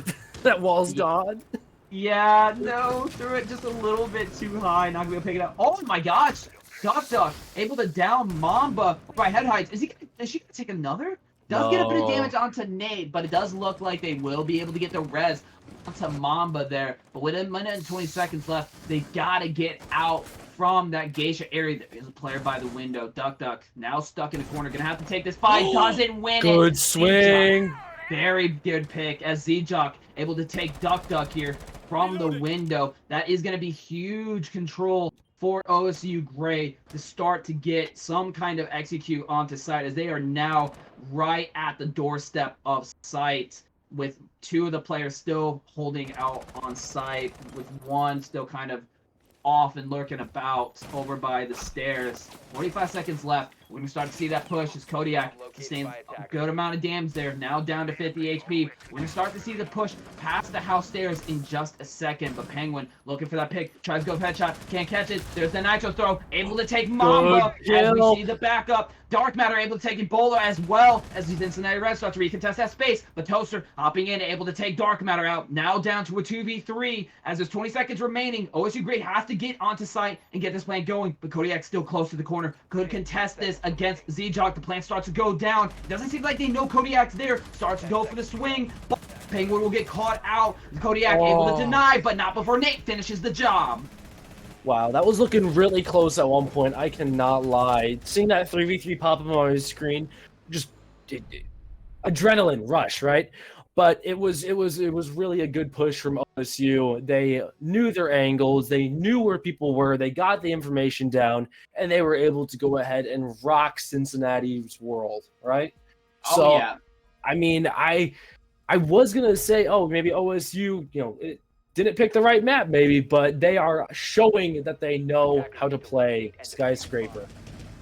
Oh, yeah. I mean, the way that they took that space was so strong. I mean, that angle from Z-Jock holding outside the window was so powerful in creating an opening for OSU Gray to move up to that to the armory side and get that plant. But not to mention, Toaster as well, being able to push in and display Cincinnati Red. That was the real opening to actually getting the plant down. So many good positionings from OSU Gray in that last round. But right. We'll be replaying Armory, though. What do you think of that? What I really think is that Duck here knows their angles. They know how to get something so ridiculously long that you won't be able to see them at all when they shoot you. And I think that's scary. You saw it, how ridiculous that hold was with the Azami, just shooting that slug shotgun straight into people's feet, And I mean, you got it down as a result. I mean, it definitely paid off. Right, and you'll see he does slightly miss I don't know if they were walking up, but I think they were walking up on the stairs and they just kind of missed each other, unfortunately. I think side actually, but I might be mistaken. But either way, we are going to start to see those walls get opened up. They are going to start moving towards that main wall here. They are just starting to go out, but it will get jammed. Just enough of a buffer for Cade to try to bust out these charges. We will see the Thatcher go out. That's going to allow him to get that wall open. Bridge going to be able to take Nate out all the way from below and Bard. That's going to be that kind of lurker player. There's always one attacking lurker on Skyscraper, but unsuccessful in taking Bridge out with that Nitro still in hand. Could do a lot of damage as we start to see OSU Gray make their way from hallway before getting a bit slowed down. We are going to see those shots from that long angle that we know and love, but not before Bridge finally getting that nitro. You know, the butterfly effect there. Duck with the long angle, able to take another. Does look like last round was a bit of a fluke, as they have pretty much shut down OSU Gray before the push has really even started. I mean, there's only 2 people remaining, and they've got their damage in. 1 minute and 20 seconds. If Toaster and Z-Jock are going to make something happen, they're going to have to do it now. But, oh my gosh, not seeing him takes a lot of damage. And now Duck's going to know. Still tries to walk up. She's going to get caught. Oh, she doesn't. Toaster going to have to fall off, taking a lot of damage. Now before Z-Jock comes out of nowhere to take Duck out. 1 minute remaining. 1 teammate low HP. Diffuser still in hand. It's still possible to make something happen, but it's gonna be tough with 2 nitros in hand. 50 seconds left on the clock. They're gonna have to make a move and try to get those nitros out somehow and create an opening, because right now they really don't have anything to work with here, and this door could be a really dangerous funnel if they don't know where Cincinnati Red is. With 1 player prone, just waiting for the push by the door. See a little bit of pre-fire as they start to rotate. But, I mean, they still really don't have much ground to move around here. We'll see Toaster start to go back towards the breach. There's a player prone. Does he catch him? Oh, he does! Dark Matter to take the shot from the prone angle. Now 15 seconds remaining. Z-Jock hoping for something to happen off that rappel. Not going to go through, but with 8 seconds left on the clock, going to have to make something happen, but isn't able, as the holes are going to show all to Dark Matter, the prone master of this round. They're really showing their hand at this moment. Cincinnati is showing that they know this map just as well as OSU, and they're not without a fight. Those angles are ridiculous. They are able to play around, just watching their heads, side angles so well. And whatever pressure that OSU was trying to put on that round, completely denied no matter where it came from. I think that Azami, they needed to ban Azami. Oh, yeah, seriously. I mean, we've seen how they were able to put the work on Azami last game, and I mean, it's pretty much the same thing here. But, I mean, they knew how Cincinnati Red was going to have this set up, and I mean, they still fell prey, like you were kind of talking about with Duck on the Azami there. I mean, getting so much impact out of that from Drum Room. And, I mean, being able to take that early pick from below, knocking out Nate, and then on top of the nitro as well. I mean, it was just our unfortunate situation after another for OSU Gray. I mean, really, like I said, it was a butterfly effect. You know what I mean? Right. Try to clear the nitro player below that vertical front, fail the vertical front. The vertical front, gets that damage. It's what I talk about with Skyscraper so much. You cannot ignore the vertical when going horizontal, or it will fight you in ways that you could not possibly foreseen. And that's exactly what happened. Though they did try, but when they failed, it had nothing to account for Bridge with the nitro. I mean, we saw what happened, and then the pick with Duck, I mean, it's really sealed the fate. Right. And I really, just watching Cincinnati set up is wonderful, because they have all these little interesting peaks and holes and everything in between. If you go back a second, mentally return for a moment here, they didn't even fully reinforce off T-wall. They have their little hidey hole. That's not terribly not uncommon. That's it's uncommon, but not unheard of, right? But not only that, they have multiple other little footholes that they had to shoot through. So I'm just shocked at how much information Cincinnati has. Oh, yeah, I mean, that's how they got that nitro pick. They play off of this information very well off of OSU Gray, because they kind of just continue to full send this full horizontal front with, like, 1 person down by vertical. And, I mean, that's kind of where the problem starts with OSU Gray, being able to know where the push is going to be coming from. But speaking of pushes, we do have Z-Jock over by Geisha trying to get that presence. We will see Mamba able to take Duck. That's going to be that armory control now established as they start to make their way over the Shrine. We know how Cincinnati Red plays this, but does OSU Gray have the ability to push out from here? We're going to see the double concuss. Are we going to see the pick from the door once again like we saw in the first round? I don't think so. Bola able to take Dark Matter, now stuck in a corner, gonna have to play really close to this shield, take a fight either way from Shrine or through Drum Hall, as he's kind of stuck here to pick one or the other. We see Nate trying to bait it out, but there comes the flash, is gonna get caught by disc. Another disc gonna go out. Z-Jock gonna be able to take Penguin. Now 2v5. We're gonna see the double swing really soon as they push out. There's one. Is she gonna be able to get it? Mama, no, not able to get the refrag for a double kill. And now they have to worry about this Shrine player. Do not give them a 4K. It doesn't look like they will as they rotate and leave them alone while Bridge is under full pressure under Karaoke. We got the rotate players. They catch another, but not before the prompt refrag. The SMG-11 only has so many bullets. Now to Kodiak to get the 2K here. Ebola now going down for the plant with the rotate pick from Z-Jock to finish the job for OSU Gray's second round. That was a lot of pressure that I was not expecting from OSU. You know, especially after last round, I don't want to say I'm shocked, especially since I know that both of these teams are really, really good. They have so much power and so much, they are powerhouses when it comes to pressure. But that wasn't something I was expecting from OSU to just really have that full frontal assault, kind of like turn that mind off and just go. That was a really good double kill for Cincinnati, but they really weren't able to profit off it that much because at the end of the day, they are defense, so they're going to be playing a bit more passively compared to offense, which is just kind of running and throwing their face at it. We will see a Frost being played as they go down to BBQ and Kitchen, right? So, obviously they're watching out for more of that rushing strategy that OSU kind of pushed into the last round. I really think that the round didn't last that long.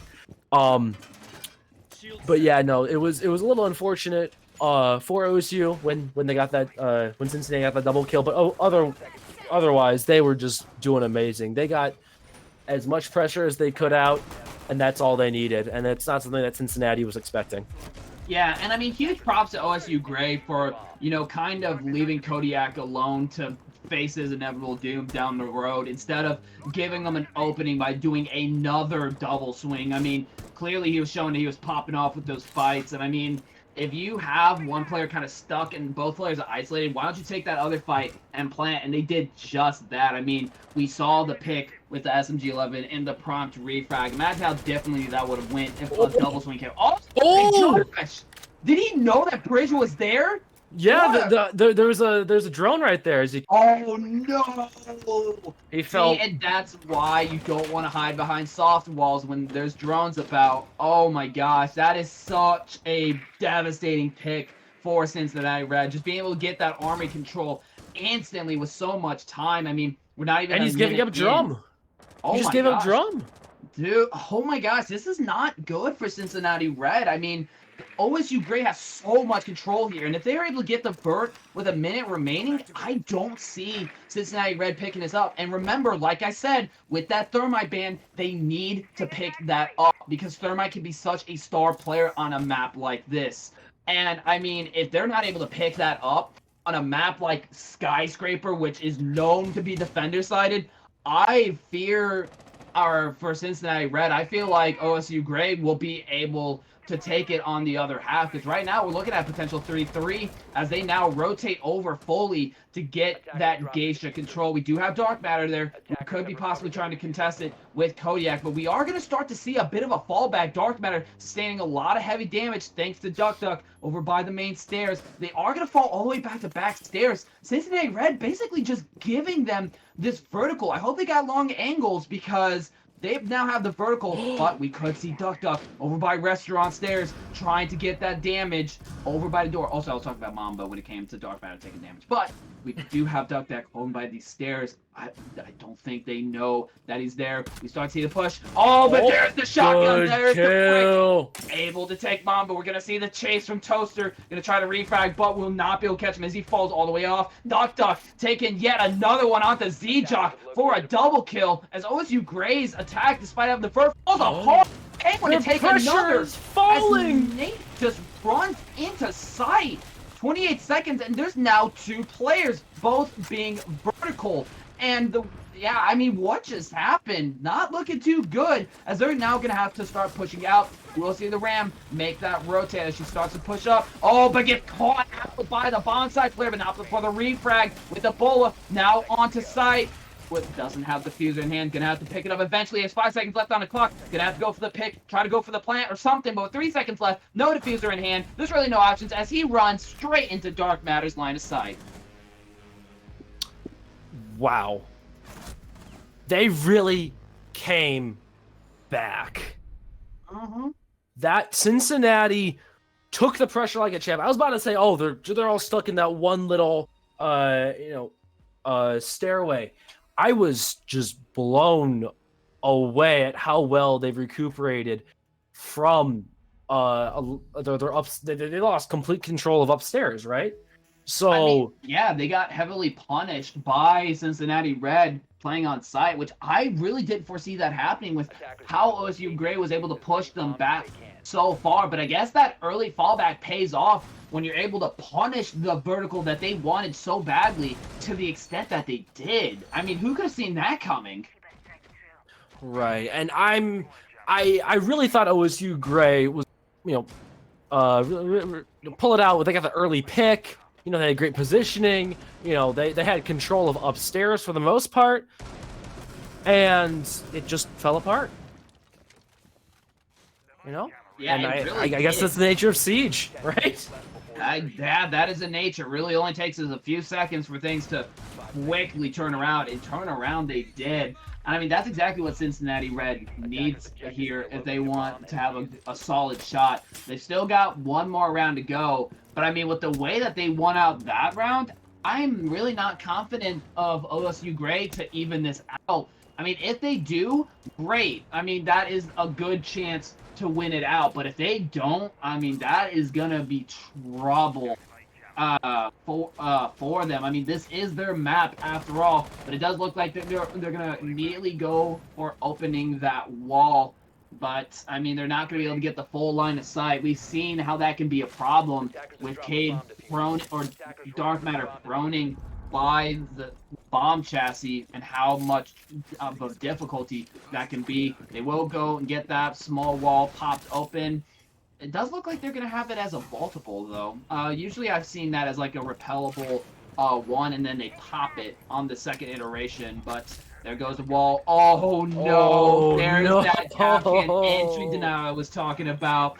They're going to be able to catch them. They do deny the wall as well. Another Thatcher going out. They have one Selma remaining. That is a narrow line of sight. I'm telling you guys, this is where the thermite ban kicks in. Not being able to have that full line of sight, I guarantee, is going to be a problem. We see Duck and Cincinnati Red adapting as they do have that window covered up, so they can't just vault in like we saw on that one round. Oh, Kodiak trying to go for a swing, but that's going to be the Uniclone. Going to give vital information. It works again! No way! Again, Kappa! You think they'd learn? You think they'd learn? No. You can't let Duck get away with that and drum no shot! Oh my gosh, and the Nitro again from Bridge for the double kill. Just falling apart. It's all falling apart. All the momentum. Oh, this is lost. This is not looking good for OSU Gray. Oh my gosh, this couldn't have gone worse. It's a repeat of the last time we saw them in Armory. I mean, they couldn't even really get the wall open either. Oh, but there's Duck in the corner. Is he going to get another? Oh, but the Death Gang for Dark Matter. Not going to prone this time, are you cheeky bud? But we are going to see the impact go out. 33 seconds. Z-Jock in the corner. The swing up. Did Duck just try to go for a knife? That's toxic, but it doesn't matter. Kodiak to finish the job as Cincinnati Red on a 4-2 split after decimating OSU Gray, trying to get that control beyond beyond the tea room and karaoke. I'm shocked. I'm honestly shocked how well Cincinnati's playing right now. Just when it comes to this map, this is not the map that they had picked, but they're playing it as if it was, And I think that it's ridiculous. I guess is Yeah. the best way to put it. No, They just have so absolutely. much ability and skill when it comes to It's this map. Yeah, it's like Jesse Pinkman says, they can't keep getting away with this. I mean, yeah, like, oh, Duck Duck has gotten so much, value out of that angle. That is criminal. You know, when you mentioned that, I was like, thinking, yeah, I guess. I don't really think that's going to play that much, but my gosh, I couldn't have been more wrong. That is absolutely criminal. The nitro from Bridge again. This is the lesson, folks. Do not neglect the vertical front. You have to push up bilaterally, and that just didn't happen. Cincinnati Red with a 4-2 split. That's not good for OSU Gray here. That's a considerable round lead. They were able to pick up 2 attack rounds, but the question now is, are they going to be able to hold out on defense? How well can Cincinnati Red attack this? Right, and we've seen before that OSU can pull things back. Like we saw specifically last game, them pull back up from a 4-2, right? So we'll definitely have to see if they're able to take their crosses and take their picks right. But it really is looking up for Cincinnati here, because otherwise OSU is gonna continue to crumble, and that's never good, right? No, and look at what Cincinnati Red is doing. This is what I was talking about. Clearing out that vertical. Able to take out Duck Duck there. Get some damage on the Z-Jock as well. This is what I was talking about here. That vertical, they have that so early on, and that is huge. And knowing that they can push horizontally safely. They have only 1 nitro on the board, and that's Mamba, who's still all the way on site by Geisha. That's gonna be a massive problem when you don't have vertical, and the attackers know this very fact. And they're going for quite a different approach, taking Geisha and Black Stairs. This is the push that I would consider better, and Penguin gonna be able to take another from below. This is textbook how you do it. Oh, but Bridge does go down though. But there is possibility for a res, considering the positioning of OSU Gray. I don't think they're going to be able to secure that. And it does look like Cincinnati Red will invest to go for that res. They go for the smokes. They have the ability to possibly go for a plant here. And there's really no line of sight to contest this vault right now. And with a minute remaining, they're in prime position. The wall does get open. This is the opening to go for that plant when they're ready. Kodiak able to take another pick, but Z-Jock going to be able to frost mat and secure that pick. Dark Matter taking another. Now up to follow, but Dark Matter able to catch him without even having the plant. Did you see the amount of pressure that Cincinnati is able to just put on every single round? They run the show. And we're currently looking at a little bit of a timeout from Gray. I'm really hoping that they're able to put it together. I'm hoping, I'm praying that OSU is able to get their stuff together and really focus on defending from all angles, focusing on getting those crossfires out, focusing on getting weird angles, so that when Cincinnati do swing them and do try to go ahead and get kills, they're able to go ahead and counter them out, because otherwise we're going to be looking at a pretty nice wipe. Yeah, losing the attack on the first half of Skyscraper, that is a really bad situation for OSU Gray. And like you said, they need to be able to lock up their crosses against Cincinnati Red. The way they were able to push up and split up the site, the smokes, being able to obscure and allow them to really push up into the hole and get that damage in. OSU Gray doesn't really have an answer for that, it seems. Look at the way they had that set up. It didn't seem like they were ready for Cincinnati Red to go for that Black Stairs push, and it paid off in dividends for Cincinnati Red. And that's really what OSU Gray has to worry about, is how do we deal with a team that can not only get horizontal but also vertical? Because that really, Cincinnati Red didn't have to deal with that problem because OSU Gray just didn't do it. they really Right. had like no vertical presence as Right. far as like dealing below.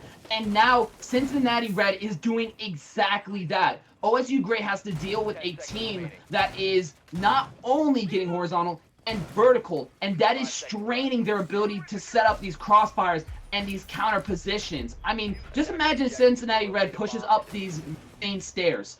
Imagine how thrown off OSU Gray will be. And I think we're going to see them do just that because they know how powerful vertical is. Not having to worry about, nitros, not having to worry about those holes from below. And on top of that, having a new avenue to push from. This is something that Cincinnati Red knows, but I don't think OSU Gray really understands the power of. Right. And that could be the difference maker for who wins this matchup, despite it being OSU Gray's match pick.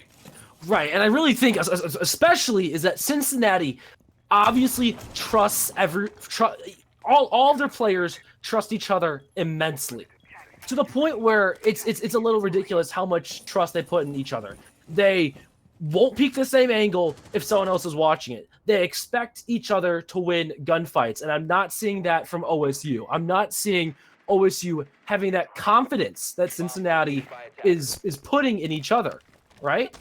Oh yeah, absolutely. I mean, the team play is just there. But even then, they still have the accountability for refrags, even if things don't go wrong. But they're not just stacking up on each other. They're playing off of each other, but they are at the same time, giving each other space to approach from different angles. And that's really putting the squeeze on OSU Gray from every single front imaginable. I mean, look at that. I mean, you got a player from below flashing out Toaster, giving that opening to kind of establish better angles onto this wall here as they start to go and get that open. And they might be able to get that mirror too. I mean, look from the distance. He hit the angle!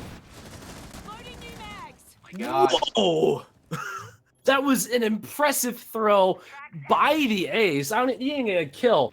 Oh, he got the top part. But still, that is such a worse mirror to hold. And now their flow is completely off. They're pushed all the way back. She has nothing to protect her from the back. One good push into drum has it all in shambles. Yeah, I mean, it's looking like Cincinnati Reds really getting that ability to not necessarily outright destroy their positioning, but displace them enough. But whether or not that will actually do the trick remains to be seen. 38 seconds left, and they still have to get some presence. Oh, but the nitro, but here comes the smokes. They're going to start to get that execute. Mamba still holding by the stairs. They don't really have that vertical pressure to move out from that front. 23 seconds left on the clock. They have to make a move. Nate's got to be able to take Kodiak here. They still have to push out. Zjock going to take Grizz as well. Oh, yeah, it's falling apart here.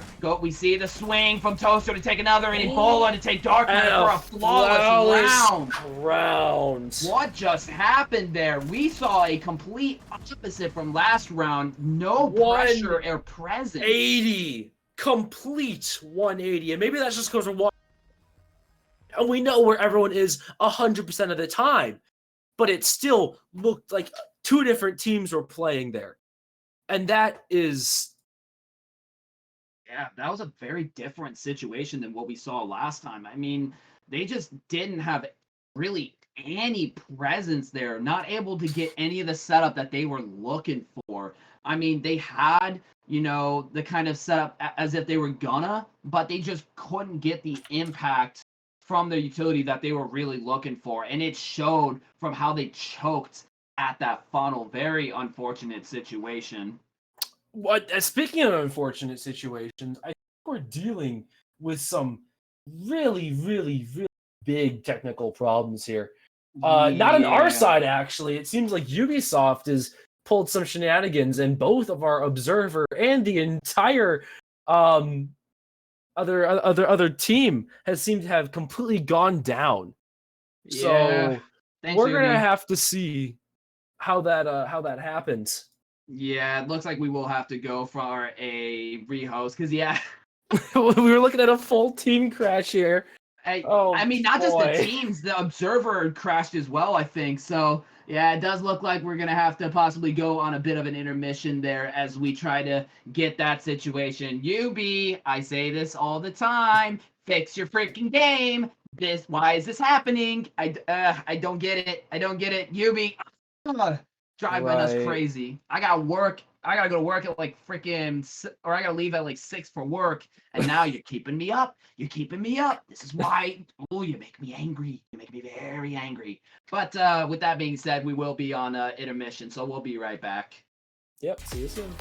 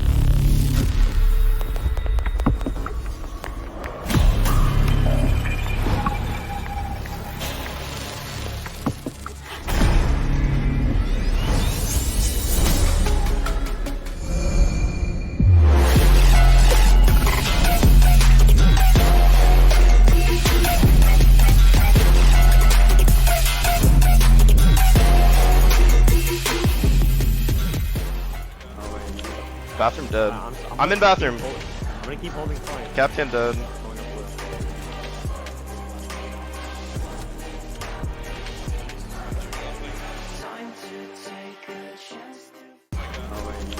Bathroom dead. I'm in bathroom. I'm gonna keep holding point. Captain dead.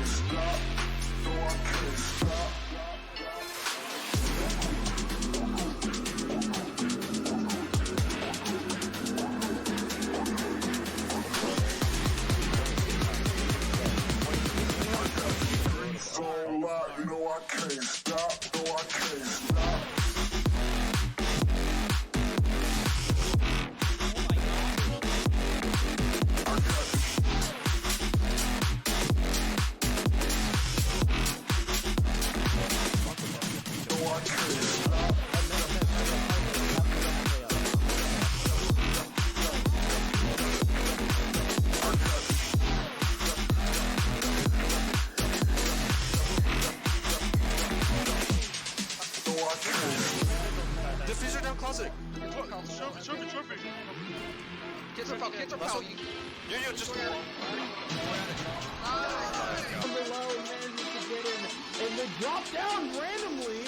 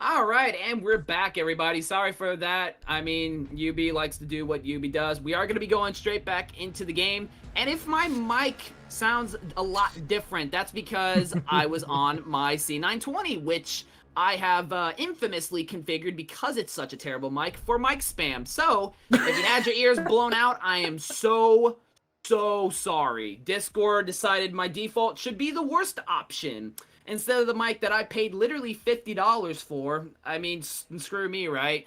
But yeah, we are back to the normal casting quality, so I do apologize for your eardrums. If you have tinnitus, I'd like to state that I am not legally responsible for your medical damages, and if you try to sue me, I will fly to another country, so you don't have the chance to sue me. Bro's gonna run. We're back upstairs looking at karaoke tea room. Once again, we're looking at very basic setups here, nothing too crazy. That is a sense that they are hovering, or at least Cincinnati is hovering sense, which I think is a little strange, but we will definitely have to see once the attacking starts. Yeah, Sense is one of those operators that kind of makes me a little sick to my stomach whenever I see him. But I don't know. I mean, maybe Cincinnati Red is cooking. I'm going to give them the benefit of the doubt, considering how they attacked on the first round of the half. But then again, I mean, we saw how the last round went. I mean, that was not really good. So, maybe they're cooking. Maybe not. The only thing I know is that he's on the board, or they're on the board. Sorry, I forget these kind of things. I'm still new to how the world works. That's my bad. Don't worry about it. But yeah, I mean, we're doing pretty well. I think the biggest thing that we got to note here is that Cincinnati is up 2, so OSU is going to be on the struggle bus right now, trying to go ahead and even it out for the two of them. We are going to be looking at a Jackal pushing into the storage room. I'm not sure how effective this push will be, but Cincinnati has been, as we've seen recently, Cincinnati is really big on getting that vertical play. So maybe we'll go ahead and see some up and down action from the Jackal. Yeah, I really was expecting more vertical play from the last round, and it just didn't really seem to be there or have the impact from last time. But I mean, we are on the same, or on that same site, and we've seen how much damage Cincinnati Red can do when they get that blow control. I mean, they already have it so early on. OSU Gray seemingly giving up that vertical, which I think is a huge mistake there because of the amount of avenues that it gives Cincinnati Red to push from. We are going to see that Flores drone go down there. They're going to be able to hold that shrine. Yeah, very unfortunate. The direct counter to Flores, but honestly, once they push up from shrine and drone, there's no doubt in my mind that that is going to have some serious repercussion. Oh, no way! Trap, no way! Oh, the adaptation. They called that out perfectly. I mean, they got rid of him so fast. Bridge going out from Black Stairs. What a terrible way to go. Oh, and there goes Kodiak as well, as Nate takes another. Cincinnati Red just not being able to really hold on to their attack. I mean, we've seen the potential, and now it's not there. We got Z-Jock holding the angles as well. I mean, yikes. Really, the horizontal not covering for the vertical. I mean, we've lost 2 players now from vertical because of that horizontal presence, but we are going to see Duck start to force their way into Shrine. They do get that shield down, but with so many eyes on Duck, it's going to be easier said than done being able to push up from there, but we do have Penguin slowly pushing up, able to take one, starts to move up, but tries to pre-fire, gets shut down by Mamba. Now down to a 2v4. Trade's not going to be good enough in this situation as Nate goes for the double kill, able to take out Duck Duck. Now up to Dark Matter, able to take a headshot on to Toaster as he makes his way over to Geisha. 15 seconds left on the clock. Gonna have to force his way in, and with that barricade still up, they know exactly where he's going to be coming from. There 10 seconds remaining. They have to jump the window, goes for it, but gets caught out on the Frost mat again. Oh no, the Frost Z-Jock. Oh, the Frost. It's The Frost so is. good. It was such a good pick on this. You know, Frost had been run a few times before, but not with that much pressure also on getting those Frost mats to be hit. And we're looking at a timeout from Cincinnati. I mean, I don't blame them. I think I would also be timing out if I just got slammed twice in a row. Yeah. They've completely lost all their pressure. Yeah, I mean, are we seeing possibly complacency from Cincinnati Red? I mean, look at the way they just kind of waltz into a lot of that. I mean, that seems a lot like complacency. Like, they can just get the same grounds without any pressure. I mean, OSU Gray has very, very well adapted to how Cincinnati Red likes to take advantage of vertical. I mean, they shut out the Jackal player from main for a trade. They took a player from Black Stairs and a second player by having those holes over it. I mean, there was just no horizontal pressure to displace it. It's like I said, you can't take one without the other, and the horizontal was not there. And I mean, the vertical clearly put a mark on Cincinnati Red, taking two players like that. Right, and I really think OSU is now finally colors. They're showing that, hey, you know, maybe those first two rounds were a bit of a fluke for Cincinnati. Excuse me. No, but just overall, when it comes to the last two rounds, we've really seen OSU show that they know this map, and that is nice to see, especially since they had gotten almost completely smacked on the attack. So, I mean, obviously, all maps are defender-sided, right? I mean, at least the majority of maps tend to be pretty defender-sided, right? But now we're seeing that it goes both ways. Like, since Cincinnati, yeah, they were able to pick up a few. They were able to pick up one round on attack, but so far they've been pushed back pretty well. Yeah, and the thing is that confuses me is, like, it seems like Cincinnati Red knows what they have to do to take these rounds, but they're just not doing it. So I feel like they just gotta, you know, really kind of get it together, and we might be able to see them to pick up another round. But like I said, they just haven't been able to do it. We are gonna see the EMPs go out. We're gonna see that wall start to go down, but the bandit tricking is gonna go in. But he catches both of them. Oh no! There goes the Geisha wall. You wish you had a thermite or something now, don't you? But I mean, that's that ban coming in full play in favor of OSU Gray, and they're not going to be able to get that presence. That's that, you know, that vertical starting to fall apart. We are going to see the repel from Briz there, not before getting flushed out by Ebola. Was that repel really the play there? I don't think so. We will see another There's a lot of questionable things happening here with Cincinnati. I think that's the best thing to put. Last game, they had some super questionable stuff. This game, it's even more questionable. So... Yeah, I feel like they just need to stick with what worked the first round, because they just can't do it. I mean, look at all the vertical that OSU Gray still has. They have so much to push on. They're going to try to push horizontally. In turn, Kodiak going to be able to take Z-Jock. This could be what they need to get that horizontal control. Oh, but he gets caught out from the rotate. Toaster able to take one, but not the other. As Kodiak gets the refrag for the double kill. But there's still Ebola by Geisha, but gets flushed out, but not before. Mamba, also holding a makeup room, takes him out in turn. It's now a 2v2 with one player still above on each side. This is looking very winnable for Cincinnati Red as they were able to rotate horizontally and flush him out. Penguin starting to set up a line of sight. He's gonna have to take this fight against Mamba as they do have but he falls! but he falls back. This is now the opportunity to grab the diffuser and possibly try to go for a plant here. But if the clock is ticking, if they're gonna do that, they have to do it now. Nate holding a very aggressive angle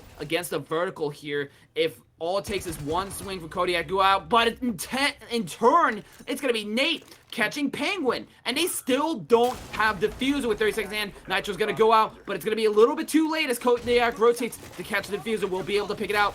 Pick it up. 23 seconds left on the clock. Gonna have to make a drop and make a move eventually. There is gonna be a player over by the head eye holes. Flash goes off, goes for the drop. Gonna have to push out. 50 seconds remaining. Gonna have to take this fight over into Kitchen. Tries to go for the swing, but instead turns over to the player by door, but gets caught from the head hide holes angle as OSU takes another round. Oh, I'm sorry, the door, not the head heights. Even so, they did take another round, and I've standstill. Oh boy, I think my microphone's being silly. All right, we're back. We're good. We're all right. But yeah, no, we really looked at a really unfortunate thing, I guess. I want to say for Cincinnati, they are getting absolutely destroyed. All their pressure, all of that presence that they had in that first round seems to have been completely flipped on its head, and I'm sure it's not helping their mental. But I think there's no way. No, yeah, exactly. I feel like at this throwing themselves at OSU how they have been, it's not going to go very well. They need to lock down, so number one, so they can win this next round, and number two, so they can continue to win the round after. Otherwise, we're going to go into overtime, and we're going to have to go to map 3. Yeah, and I mean, Cincinnati Red had such a good lead, but I mean, with how they've been playing, they've kind of thrown it away. I mean, OSU has adapted to that vertical and has been able to completely shut down Cincinnati Red. And ever since they started putting more boots on the ground at floor level, Cincinnati Red has just not really known what to do. And even when they get the vertical, they still get shut out. I mean, they had it when they rotated all the way through Shrine and Drum and took that control in T-Room, but it didn't matter. You know, like they couldn't capitalize on it. So, I mean, really, OSU Gray's adaptation is just going way farther than I think they expected. And Cincinnati Red is just not getting the impact they need to. They really got to lock it up. I mean, Cincinnati Red knows what they need to do, but they're just not able to really do it. And I mean, they're getting caught out in ways that they just shouldn't be. We saw one player sprint right into the rotate. We see someone run right into a vertical line of sight. These are the things that keep happening. These little things that are costing. What was that Nitro? I could not tell you. Did Toaster think that was gonna go through the floor? I don't think it works like that, does it? I don't know. Penguin taking some damage here, but nothing too ridiculous. I'm a little flabbergasted. I can't lie. Yeah, that threw me off. I mean, we'll see Toaster pop it too. I don't really know why. Trying to hold off that mirror so they can get that mirror off. We'll see the flash. This is the opening to get that mirror down, but it doesn't look like Cincinnati Red's really going for that. I mean, we saw how that went last time, not able to get any of that impact that they wanted off their utility, but it does still look like they're generally going for the same direction of push, which is a little bit confusing considering how poorly it went. And there it is. Mamba can be able to take bridge there and still holding very close to that breach. We could possibly see an outright swing there, but gonna instead hold on to main stairs. They're gonna have to make a move eventually as they really don't have much presence. We will see Penguin start to try to push out from Shrine, but the Mama player gonna go out for the swing. Both taking a lot of damage, but the hop in gonna finish him off, but not before Toaster able to catch him. But it's now a 1v4 as back-to-back picks from OSU Gray prove too much for Cincinnati Red. Wow. They've completely brought it back. 4 rounds in a row. That cannot be good for Cincinnati. They're struggling. I'm not saying they're on their last legs, but we might see a complete reversal of what happened last game. I am in shock, my friend. I am surprised that this is happening. This should not be happening. Oh, yeah. Pause. Yeah, pause. Pause. Oh, there it is. Last second. And I know you said that Cincinnati Red isn't out of options. I would disagree. I would say that they were 100% out of options. They've had every opportunity to bring this over into match point, but they just have not been able to do it. I mean, their Shrine setup has been...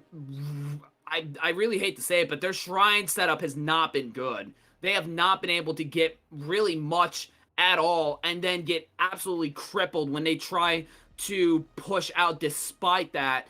And every other push, I mean, they just keep running into OSU Gray's line of sight. I mean, we keep seeing that time and time again. This is what has been costing them rounds over and over again, and they're not making the adjustments needed to fix that issue. Maybe with this rehost, they'll be able to get it together, but I believe Cincinnati Red used a timeout, didn't they? Yeah, just a little. No, they're just pausing due to technical difficulties. Well, I mean before the. Oh yeah. This is just a little technical thing, but they have nothing else. They have no timeouts. They have to use this time to go ahead and try to get themselves put back together, but it's really not looking too good for them. Yeah, and I mean they had the opportunity to try to do it, and it didn't happen. And I don't think it's because they're not trying. Because OSU has just the immense ability to pivot and adjust and basically get them change what they're doing and adapt, and that's been the only consistent thing that OSU is doing. They have weird setups, they have strange lines of sight that isn't really normal for this for professional play. And because of that, Cincinnati doesn't know what to do.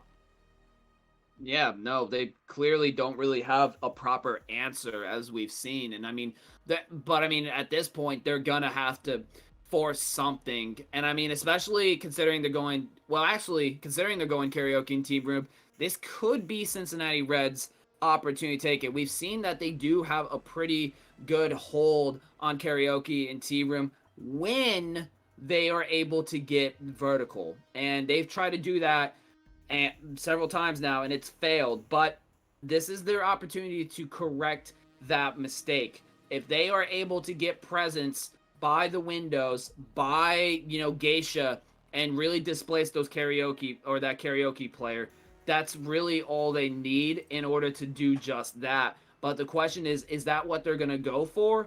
Or are they going to commit to a straight horizontal? Because, I mean, keep in mind, OSU Gray hasn't really been committing as much to the extension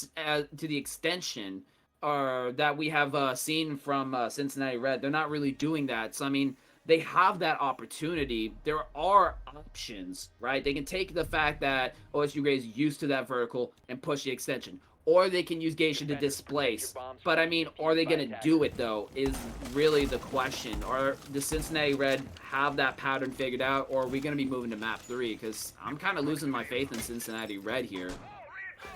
Me too, man. I was all Cincinnati Red, just, wrap this up really quick. But, it might be time for me to start ordering food. There's no way how I'm making myself dinner watching this game. Seriously, I'm gonna be going to bed late tonight. Shoot. I mean, so let's see if they're able to wrap it up and bow this map. Yeah. Yeah, it remains to be seen whether or not that will be the case. But I mean, if any time is the time to try to clear it out, it's now, because they've, like I said, this is it. This is their last chance. Yeah, they've run out of options. They got to make this work. And it does look like they might be going for that horizontal that I was talking about, which I think is the better move. Because, I mean, look at who is over by Exhibition on OSU Gray. Do you see anyone? Because I don't. And I think that is going to be huge as they start to make their move, not having to deal with all of that, all those issues. Although they do have reinforcements, but they don't really have anybody to hold on to those walls. So they will be able to get that open immediately, and there's really no one holding that close to the breach, so that is going to be an immediate move for them to be able to push into Exhibition. And I mean, look at all the control that they have gotten so early on. That is what they needed. They know the Shrine Room almost catches Ebola, trying to overcompensate to take that drone. That could have been a huge pick there, but that's not going to go through. We'll see Nate starting to stack with Ebola. They got the shields holding over there, but they really don't have a whole lot to get rid of that utility. I mean, they do have Bridge with the Ash charges, but I mean, they're gonna have to commit to burning out. We will see that wall start to go up. They have that dragon presence now. We are gonna start to see those ADSs burn, but there is a lot of them that they have to go through. But the Thatcher will go through a very well-placed EMP that's gonna allow that shield to go out. That is a huge break for Cincinnati Red here, but Nate still getting active by the shrine. We could possibly see an aggressive swing here as still waiting for that door. Gonna be able to shout that drone. They know Nate's there, but Ebola's there as well. Toaster able to catch Bridge. That shield still up by Drum. Then Nate gonna go out, gets caught by the ADS. Duck looking for a possible pick here. Nate starting to get a little bit aggressive here. We could see a fight. Duck takes a bit of damage, rotating out by the door, but not gonna get taken out. We will see Ace get taken out by Mamba from the Geisha angle here. Not looking good for Cincinnati Red. 55 seconds left. Only 3 people up after the initial take onto Shrine and Drum. Duck starting to push up, looking to take a fight here and try to get some control. Oh, sees his head, gets the shot, finally able to connect. Are we going to see another onto Drumhall here as he continues to push up? But there's still a player by the hole that can possibly cover, but there's the sense to block that line aside. 30 seconds left. They're gonna have to get through here somehow. Gets a lot of damage onto Toaster there. And here's Penguin pushing up. Could possibly take some picks onto Geisha. Does, connects onto Mamba. But Nate takes Kodiak. Not before going down from Drumhall. This is Cincinnati's ready to get an opportunity to go into overtime. But Z-Jock gets a lot of damage onto main stairs. It is all up to Z-Jock to finish this out. Duck goes down. It's now up to Penguin to take this fight. And the pre-fire, and he gets it as OSU Gray wins out this match to move on to map 3. Wow. Holy moly. Wow. OSU Gray really took it back. That was highly impressive. That drum collapse was so dangerous for OSU Gray, but I mean, we saw Frost come back right when it mattered. I mean, the head heights pick onto Duck was so devastating. I mean, way to OSU Gray for turning it around despite being at a 2-round disadvantage on the half. They really locked up the defense. I mean, Cincinnati Red only picked up 1 round there. I mean, they just could not get their attack going. Right, and I really, if Cincinnati could have, if Cincinnati got their stuff together towards the end right there, it looked like they were gonna win time, and it looked like we were not gonna see this third map, or at least there was a chance for us not to see this third map. And it's really showing that Gray knows what they're doing, and we can't doubt them. We can't go ahead and assume that they are not as skilled or doesn't have the crazy angles that Cincinnati does, because they obviously do. Oh yeah, absolutely. That's a matter of fact now. And the thing I want to point out, right, is OSU Gray and that last round, they played Geisha so well. I mean, that angle was such a headache. I mean, sure, when we saw Geisha start to fall off, they got that drum control and able to get that presence, but they still had no accountability of the Geisha player, allowing OSU to win that. I mean, like I said, this is what I was kind of talking about again with Cincinnati Red just really struggling with their attack. I mean, all it would have taken was 1 player to hold double window, and that would have been a completely different situation. I feel like Cincinnati Red really misread that situation, and I'm going to be honest, I really don't think it's a map issue. I just think that the calls that needed to be made to get the job done just weren't happening. And if that pattern persists to Oregon, I'm very fearful of what we're going to see on this upcoming match on Oregon. Right. And I really, really hope that Cincinnati can put themselves together so we can really see a good final map. I don't want to see Gray slam them. And I don't think they will. I think there will be some fight either way. But right now, it's not looking like Cincinnati is able to do what they need to do. And at the start, we were able to go ahead and see that they do have potential and they have line, and they have good trust in each other, right? Yeah. But it doesn't really work when you don't play to your strengths, play to that vertical, play to play off each other, right?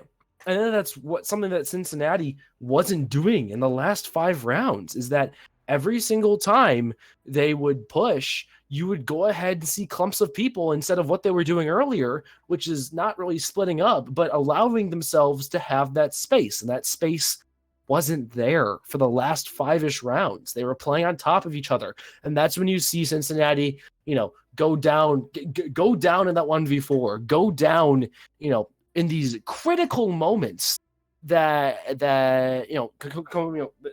can end games. They were sitting at +4 or 5, or no, +3, 4 for multiple rounds the last map, and it just wasn't clicking for them. And I really hope Oregon is a fresh slate for them to return to some sort of form for them, right? Yeah, it should be a return to familiarity at least. And maybe that could be enough of a difference for them to get their attack up. But if not, I mean, yeah, we are going to see some trouble in that regard. But I do believe we are going to be going into intermission. But let me get back on that real quick.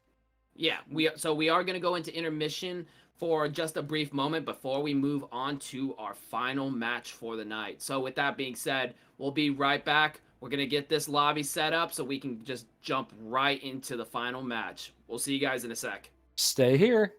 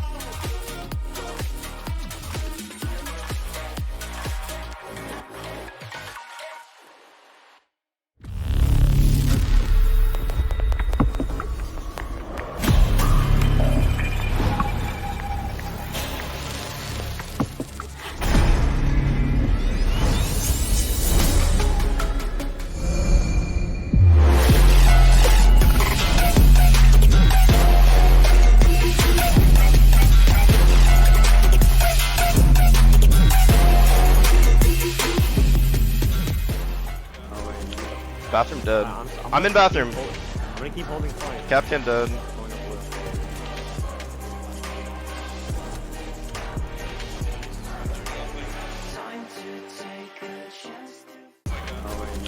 Bathroom dead. I'm in bathroom. I'm gonna keep holding flank. Captain dead. Going up blue.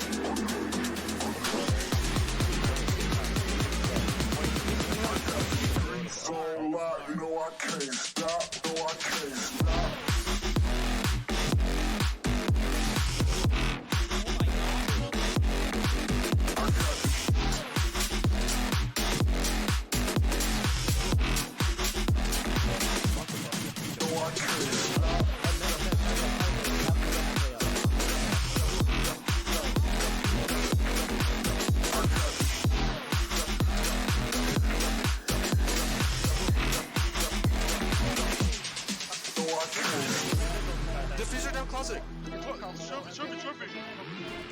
Cancel foul. Yo, just go. And they drop down randomly.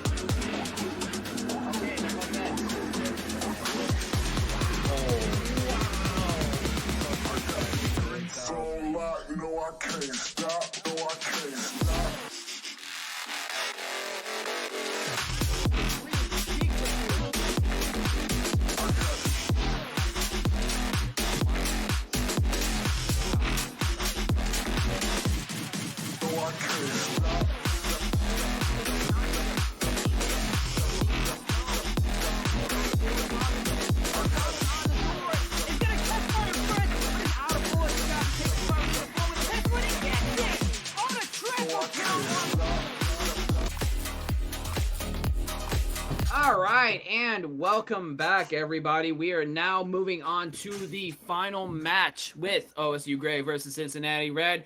We just saw a very interesting last map with Skyscraper. So, Kappa, tell us a little bit about what we just saw there and what really went down. We saw blood in the water. We just saw a 5-2 turn into a 5-7 as Cincinnati Red cannot pick up a single round for 5 rounds straight. Easily probably the biggest upset I've ever seen. It just shows that you cannot disrespect OSU. You have to go ahead and respect the fact that they do know how to play the game. But I really hope that Cincinnati pull up their bootstraps and really figure out what they're doing on attack, because it really seems like their biggest pain point is attack. They lost rounds on attack when it came to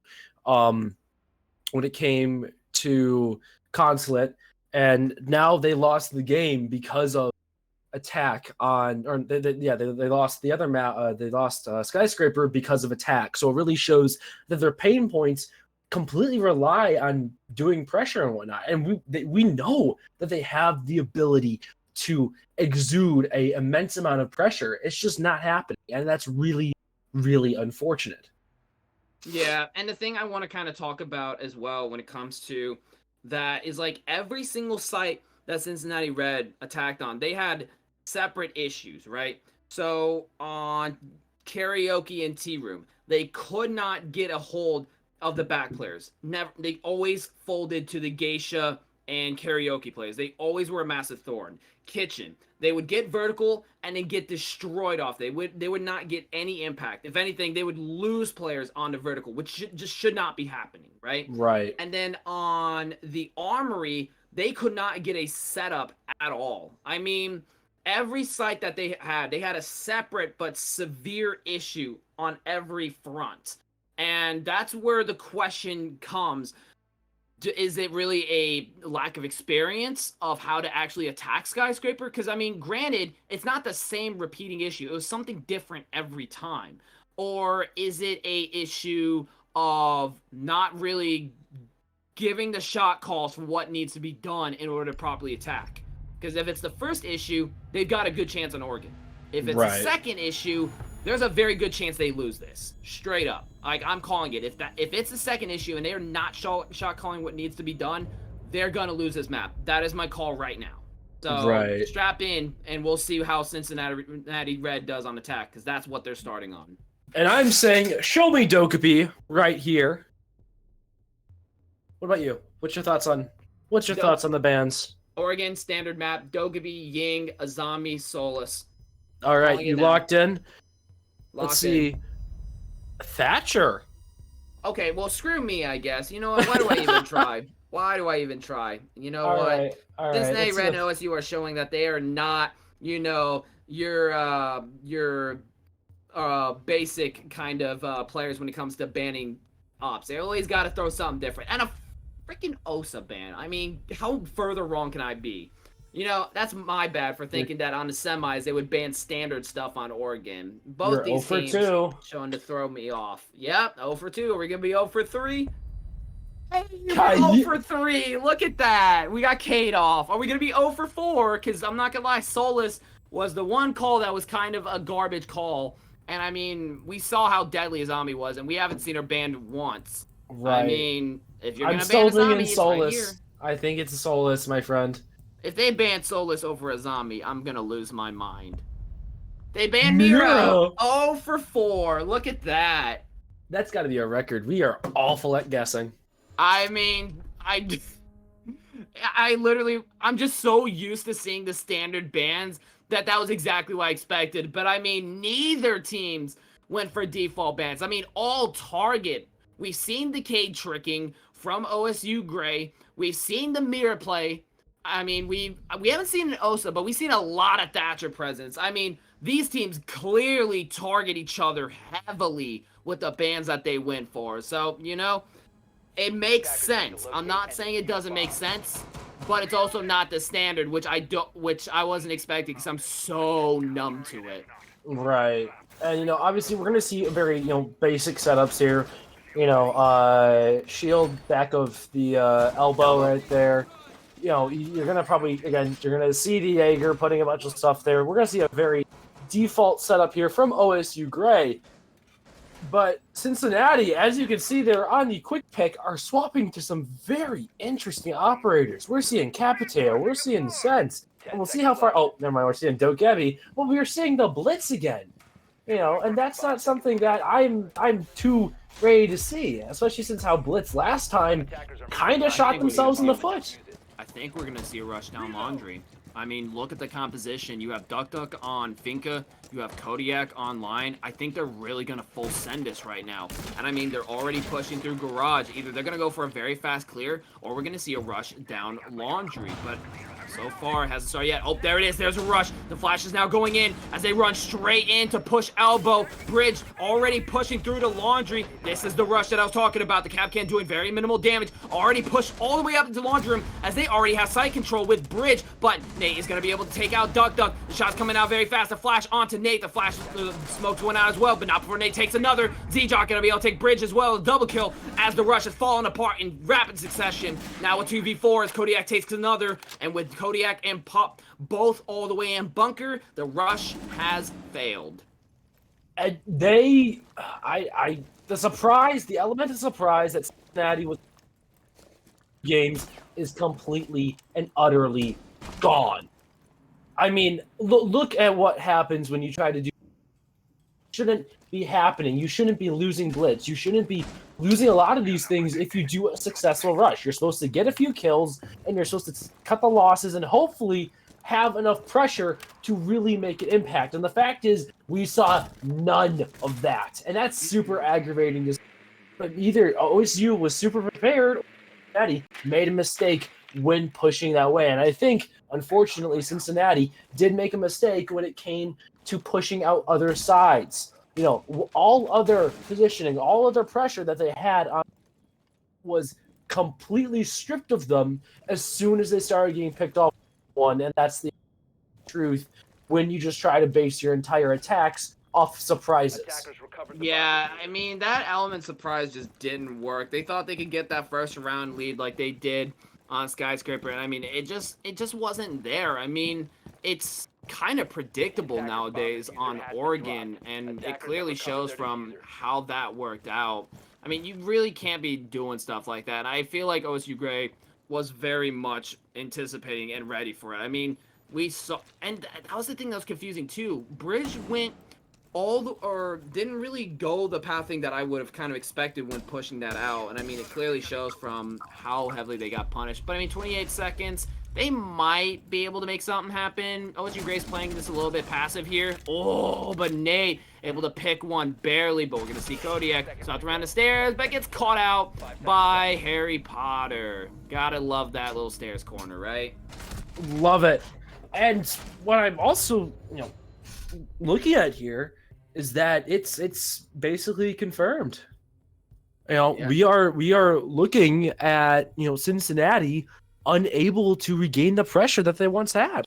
Yeah, and that has some devastating repercussions, because I mean, the way that they pushed that was so kind of forced. I mean, OSU was ready for that with the way they positioned the Fenrir utility. I mean, they were just able to isolate them out, and really Cincinnati Red didn't have anything to respond with that for. I mean, that's kind of what I'm talking about when I say, like, is that a map strat issue or is it a shot call issue? And like you said, it seems like it's a shot call issue. But then again, maybe it was a fluke. They wanted to go for a rush, try to pick up a round off the rip, try to build momentum off of that. But I really think it's actually just the opposite. They really just aren't shot calling the things that they need to. And I'm calling it. I mean, Cincinnati Red, if they don't pick up a round soon, it's toast. It really is toast. OSU Gray will most likely win this out. But let me be wrong, because I was completely wrong about bans, and maybe I'll be completely wrong about this. I don't know.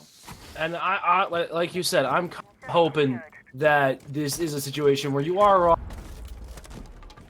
I'm not exactly looking for an 07. I'm looking for something, interesting here. But if it happens, it happens. And I'm hoping that Cincinnati can really adjust and pivot toward a position where they will be, just able to pick up a few rounds at least. Yeah, we'll have to see whether or not that remains the case. We are going to see Cincinnati Red very quickly popping open that games wall early on. That's going to be quite nice to get that set up as soon as they did. That's going to allow them to be able to rotate and get setups on other fronts. But speaking of other fronts, meanwhile, we have Bridge all the way in basement corridor looking for one of those lurking players. But so far, not really finding anyone. They do spot, he does, or she spots that hatch open, and that creep up could be the opportunity to possibly take someone early all the way in security. You got Pup trying to push in from kitchen side as well.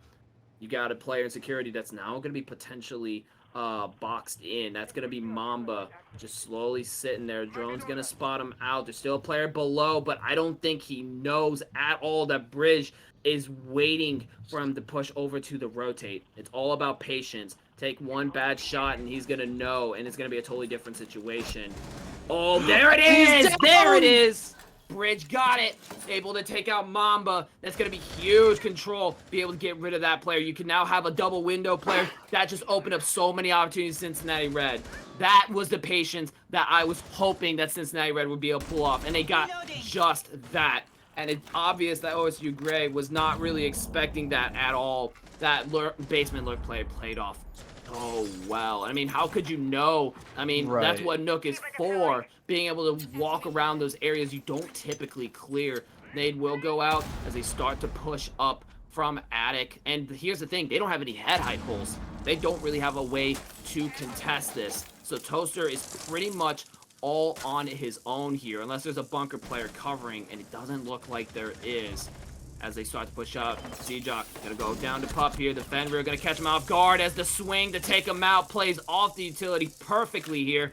3v3. Things have kind of turned around. Bullet taking a lot of damage from the rappel angle. The push up from the shield not going to pay off as we now see two picks back to back from Attic and the shield. It's now all up the frost trap! No shot! A double down? Are you kidding?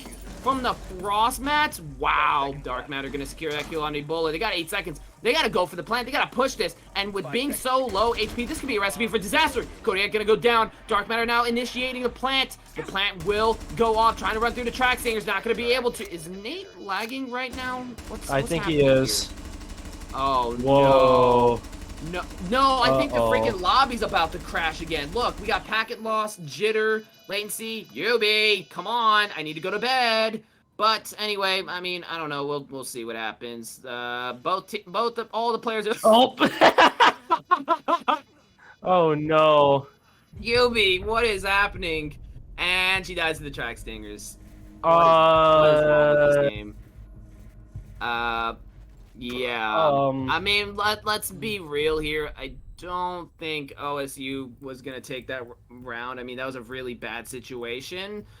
But Right. I mean, that was ridiculous. Yeah, lobby's gonna be paused. We'll see what to do from there. But I mean, hey, Cincinnati Red had it. Like, that was exactly what they needed to do in that round in order to get the job done. They did it. I mean, but to be quite frank, I feel like a lot of that came from the momentum of Bridge able to clear out Mamba from security. That was a huge play to give them so much workaround and space to do what they needed to do.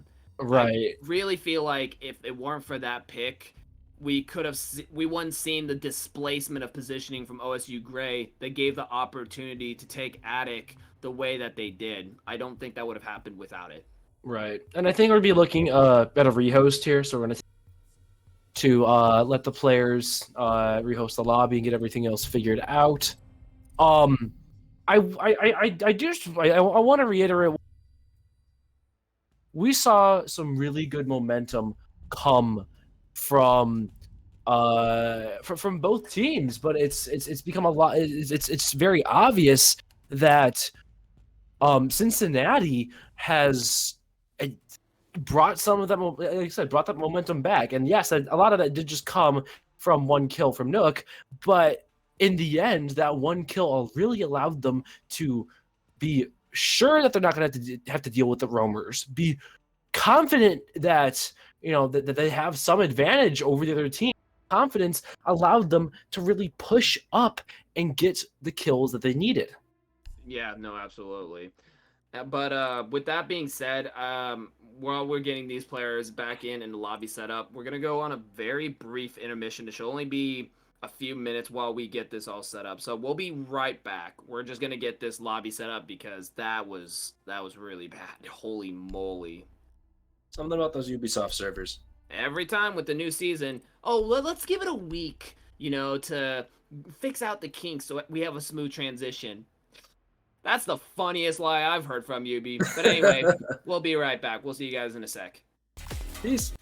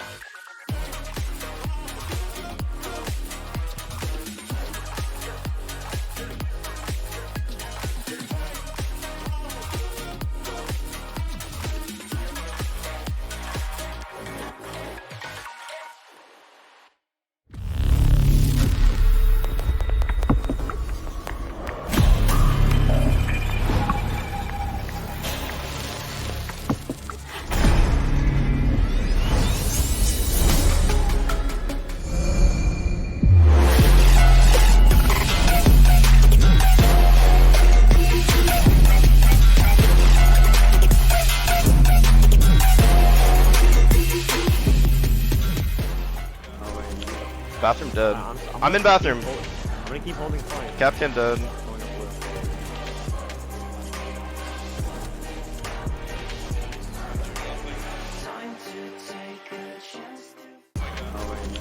Bathroom dead. I'm in bathroom. I'm gonna keep holding point. Captain dead.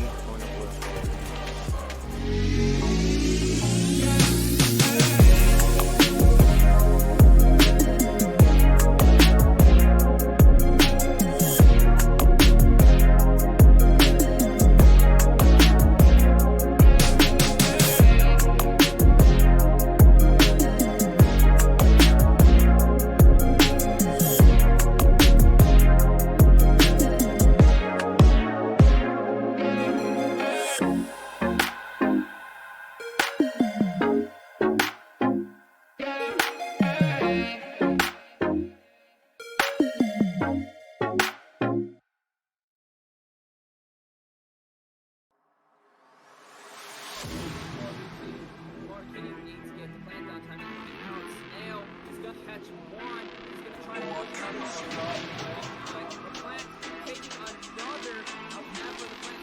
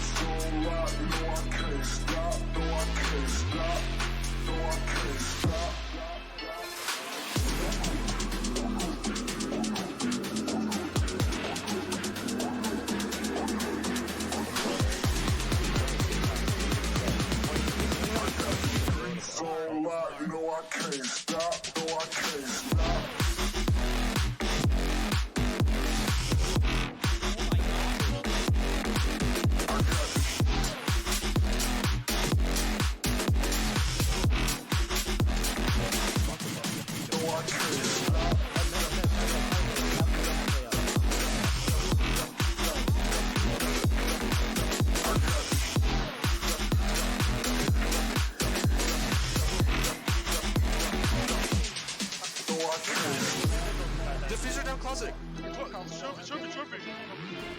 Kids are foul. You just.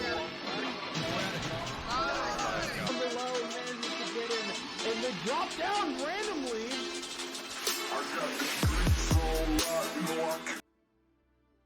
Hello and welcome back. Sorry about that. Ubi is everyone's pain in the neck, including my own, considering I gotta get up at 6, and it looks like that's not gonna be happening, so I'll probably have to go to work a little bit late. Great. But with that being said, the ruling has been set. The round will be going to University of Cincinnati for that round that will not be replayed. So we will be moving on with Cincinnati Red taking that round. It does look like our lobby is just about ready, so we will be getting right back into that, but I just want to make sure you guys knew that that was the ruling. So we should be back in pretty soon. Yep. Just really unfortunate round. Even if the lag wasn't taken into position, I'm pretty sure that with the track stingers and the positioning, it would have gone to Cincinnati, but still really unfortunate that we aren't really able to see the actual ending of that round. We will, however, go right back into it with round 3. I'm not too sure on how this is gonna go, because if we do consider Cincinnati to have completely won that last round, then I want to say that their momentum is back. At the same time, there was a lot of really there's a lot of really weird situations that they had themselves into, especially the fact that 2 of them got downed with frost mats. So I'm not too sure on how it's looking there. Yeah, it's really hard to say for sure, but I mean, either way, I mean, the University of Cincinnati got a really good attack in. They were able to get that plant push up from attics. I mean, fundamentally, the attack was still there at the end of the day, but the problem with replaying the round is that that round's outcome really was heavily impacted by the fact that Nook was able to creep up from Freezer, and I mean, Mamba had no idea, and who knows how that round would have went we replayed it with that information being known. I mean, that's kind of the biggest issue with that fact. So, and I mean, there's also the information of,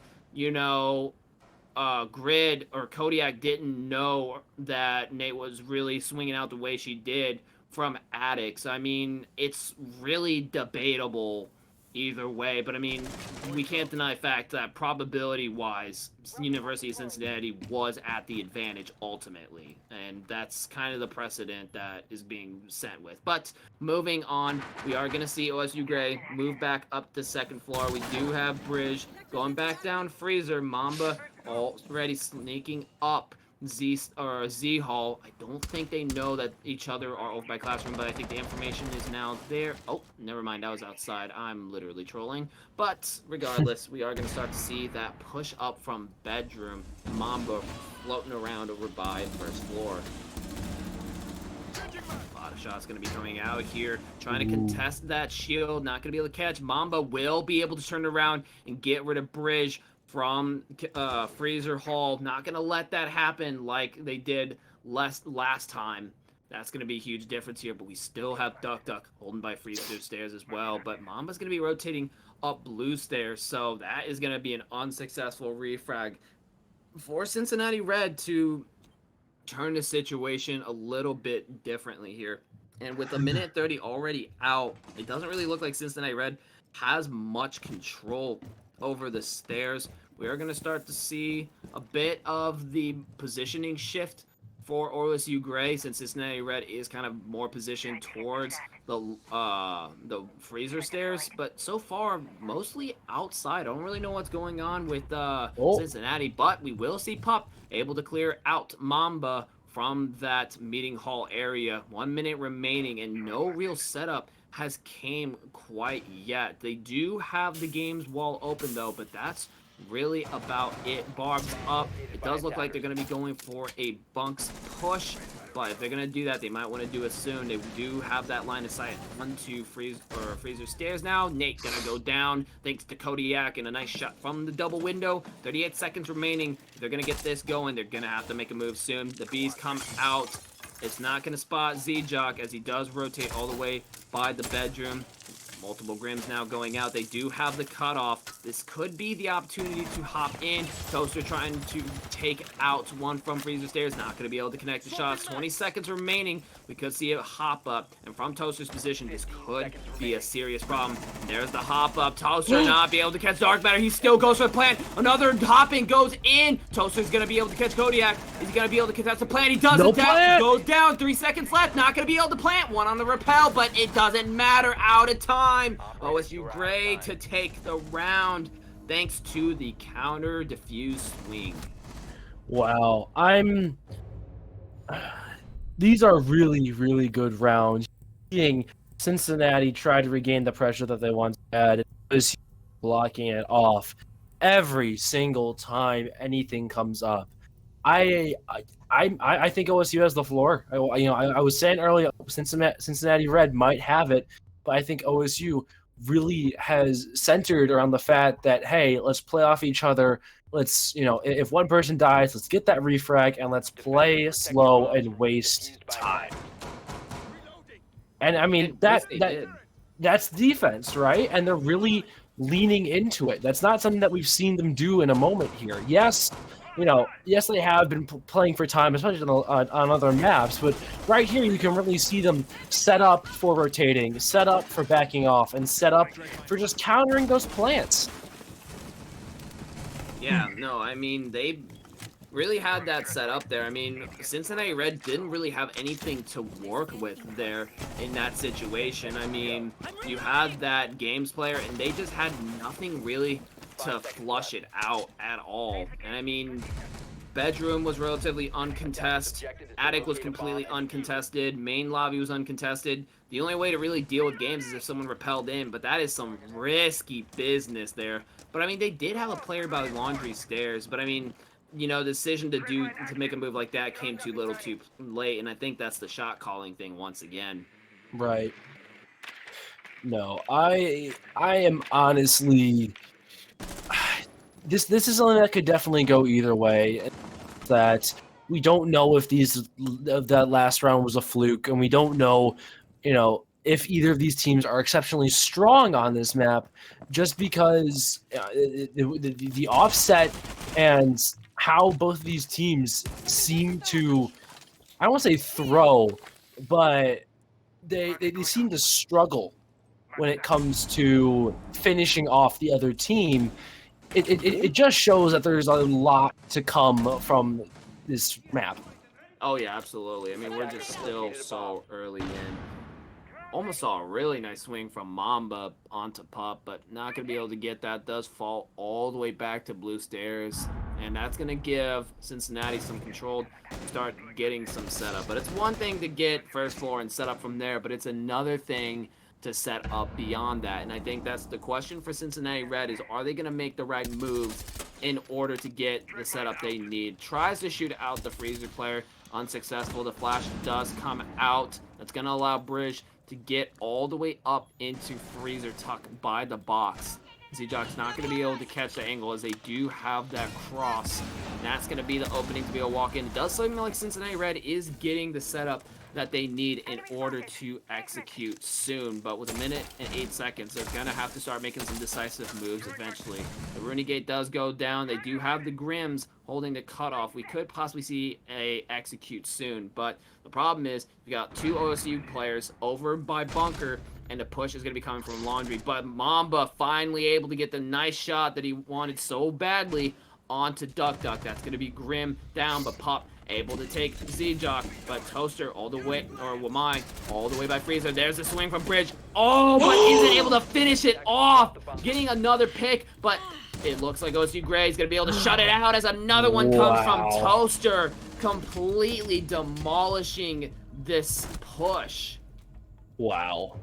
That's all I can really say right now is what OSU are showing that they know what they're doing, right? And we're looking at a timeout from Cincinnati right here. Hopefully they can go ahead and recuperate and give us a fun little game to keep going. But right now we're looking at OSU just shutting them out. Yes, there was that one round, but we don't know how that really could have gone. So, excuse me, because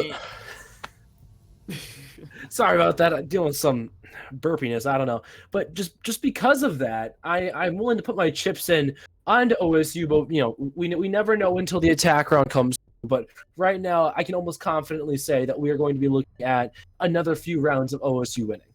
Yeah, I mean, Cincinnati Red, they had, like, no execute whatsoever when it came to pushing that out.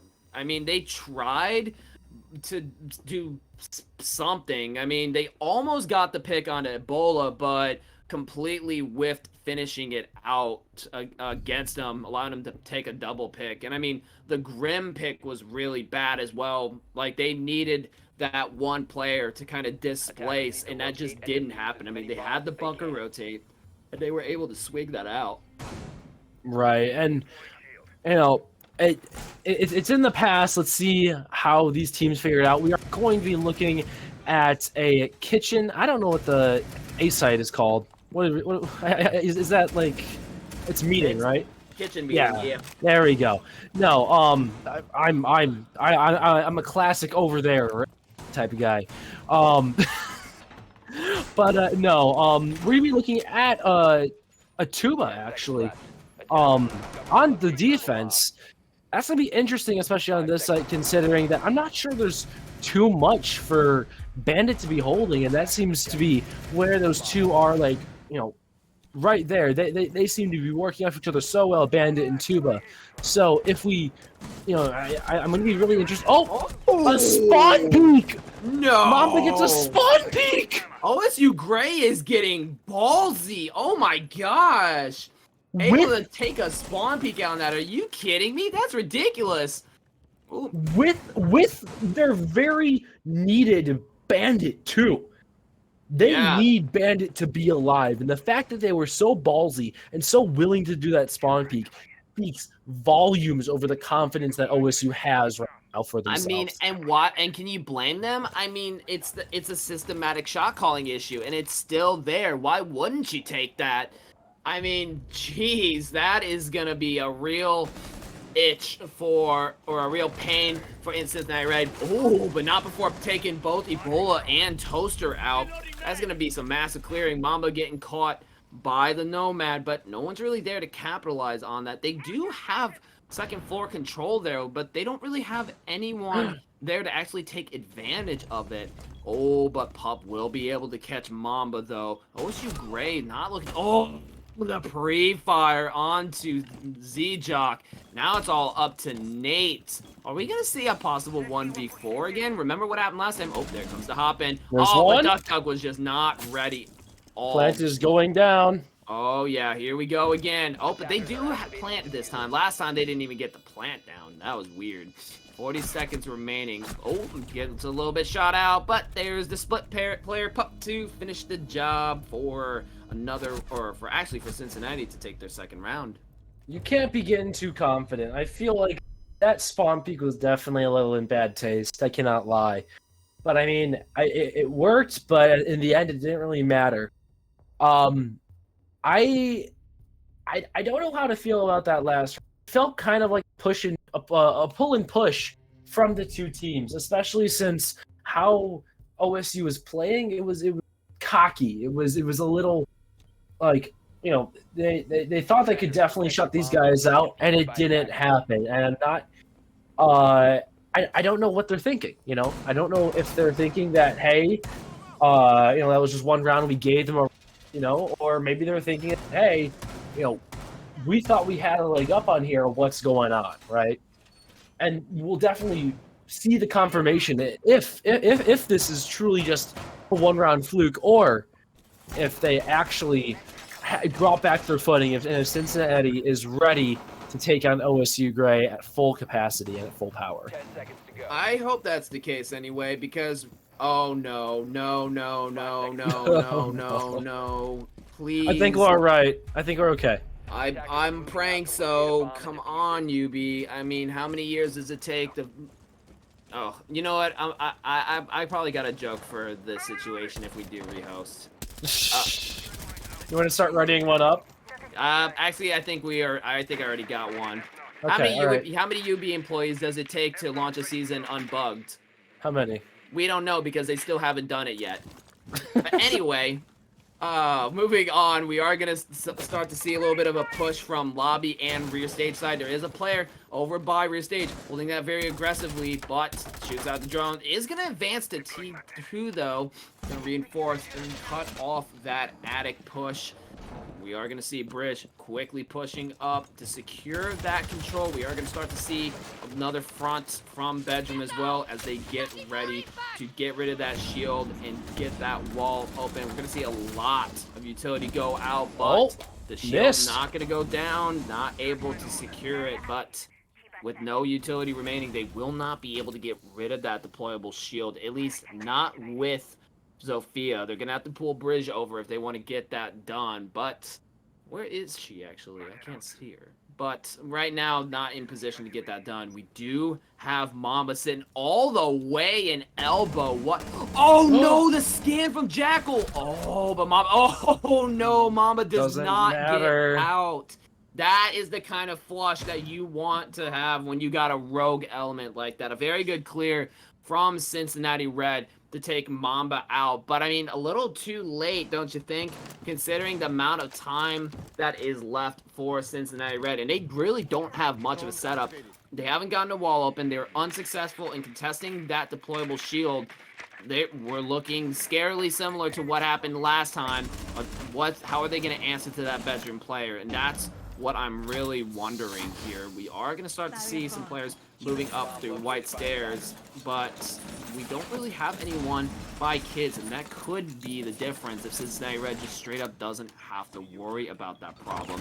Oh no! No way! Oh, Nate whiffed big time. That's going to be huge control for Cincinnati Red. They're going to go for that smoke. They're going to smoke off their teammate, Bridge, and Pup to take 2 picks back to back. Now all up to Z-Jock. Gets spotted by the door. Tries to pre-farm out. Does take Pup out.